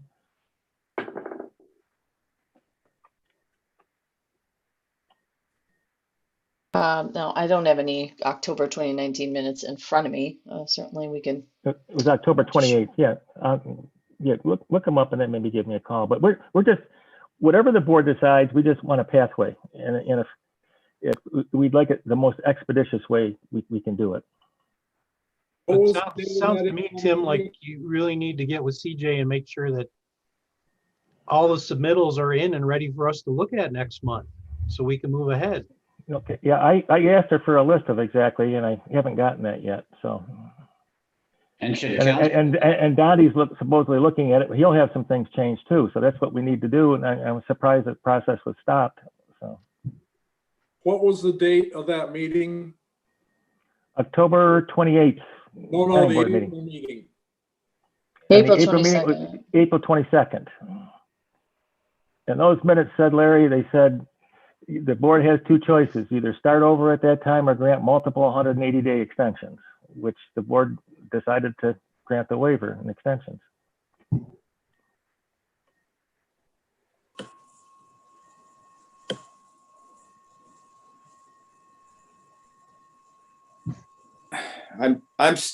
I know it's late. I'm still having a hard time following the pluses and the minuses of this.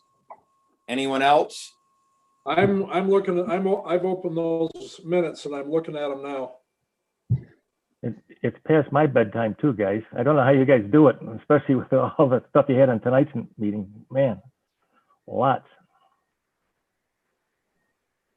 I think making a big decision tonight is a little intense. It sounds like this is here or that seeker's there or that, and yeah, are they properly approved? I would say maybe have council get happy with everything that we've done or haven't done or lost or whatever. So before we go forward and find we're getting caught by the left hind foot.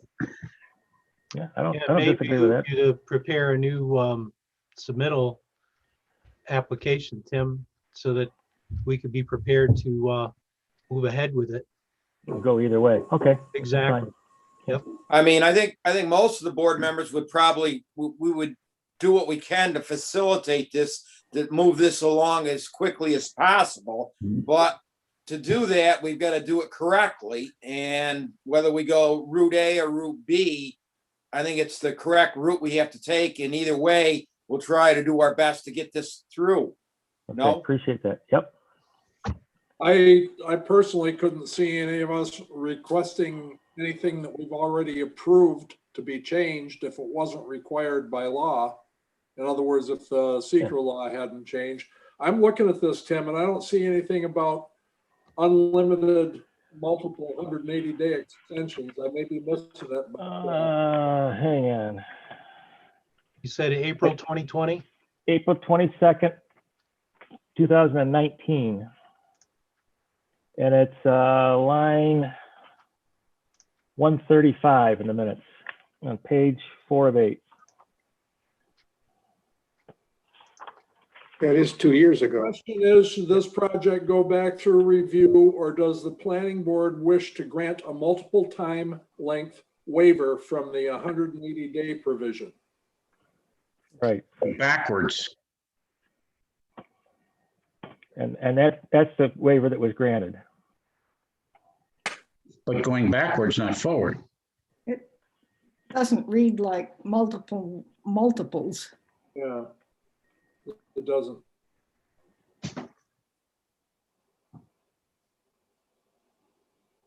Too late tonight. Yeah, I don't blame you. So, I'd suggest having that new application submittal ready to go, and we can dive in All right. and try to move it along as fast as we can, Tim. okay, and CJ, would you please make a list and turn Donnie loose so he, anything else he's looking for? I mean, I think it's really incumbent on the applicants to have a complete application, and if the planning board needs additional information, then they'll let you know. All right, well, you'll tell me what you need then, okay? I taught for too many years to listen to this without giggling. Easy, Deb. Okay. Okay. I just want to know what it is, so. We're on record that we need to update the seeker review. We've already approved everything else.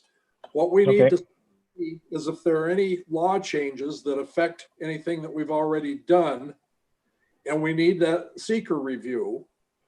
Okay, I can, that's already done. I can send that. So, and if you want a new application, I'll do a new application too. Is there anything else, CJ?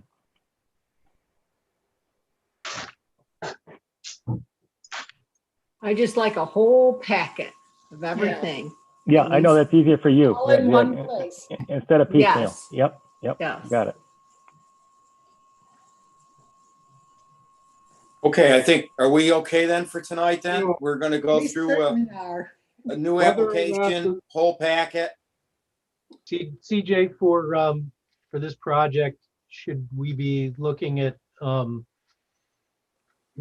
doing a public hearing, scheduling a public hearing for next time, or we should wait until we get the application first and then do it? After we do the application. Yeah, we gotta review it first. Listen, what we apparently have here is a failure to communicate. I don't care whose failure it was. Yeah. Well, let's work together and get the damn thing done, eh? Yeah, I appreciate that, Larry. Yep. It's a plan. Even make the lawyers happy. Yeah, that's tough to do. Oh, I wouldn't go that far.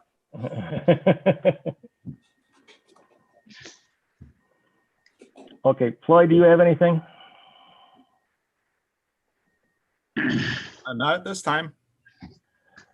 I think the board will work with us, so we'll see what we can do. All right, we'll do our best to get it going. All right, thanks, folks. Okay, good night. Good evening. Get some shut eye. It's late, so. Thank you. Thank you. We ain't done yet. Really? Oh, man. Okay. Have a good night, guys. Thanks. Thank you. You too. Okay, item 11, planning report, CJ. CJ, we owe you a beer. Yeah. Breakfast at Momo's. Is that how you say it, Momo's? You gotta give the planning report a rest.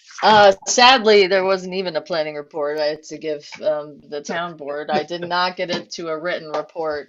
Sadly, most of our team was out this month. Bad. Does this look Yeah. like a face that cares? Yeah. Guys are rough. It's like the applicants. No, I'm teasing. Okay, What- oh, go ahead. One more quick question, real quickly. The solar, what's happening with the solar? Okay, all right. So I spoke with the town board at the last meeting, and I have it on my list here to email you the clips from that meeting. So the town board, I don't know. Doug, you can correct me if I'm wrong, but my understanding from the town board is they would like to wait to see the revised Office of Renewable Energy siting regulations to enlist you all in making changes, and not just you, but of course the supporting committees, to make changes to that local law. I believe I've got that right. It's getting late, so. And I'll send you. Okay, I'll send you the clip from the YouTube, so you can just watch that little snippet from the meeting, so you can kind of get, what I was saying to them about that. But that said, my understanding is there may be something coming your way regarding overlay districts, and or moratoria. So I'll keep you posted. The one thing I do want to mention is that you should have received the Parks, Recreation, and Trails Master Plan virtual public workshop, which is coming up this Thursday evening at 6 p.m., 6 to 8. And Deb could speak more to that, but we really hope you can attend. The consultants are doing a really fantastic job. MJ Engineering, I think they're really getting a good handle on our parks, recreation, and trails needs. That's really all that I could pull together for the last meeting. Unfortunately, I was kind of chief cook and bottle washer, phone answerer. Oh. Was not a pretty scene these last 3 weeks. Thank God Heather is back. So anyway, thanks for your patience.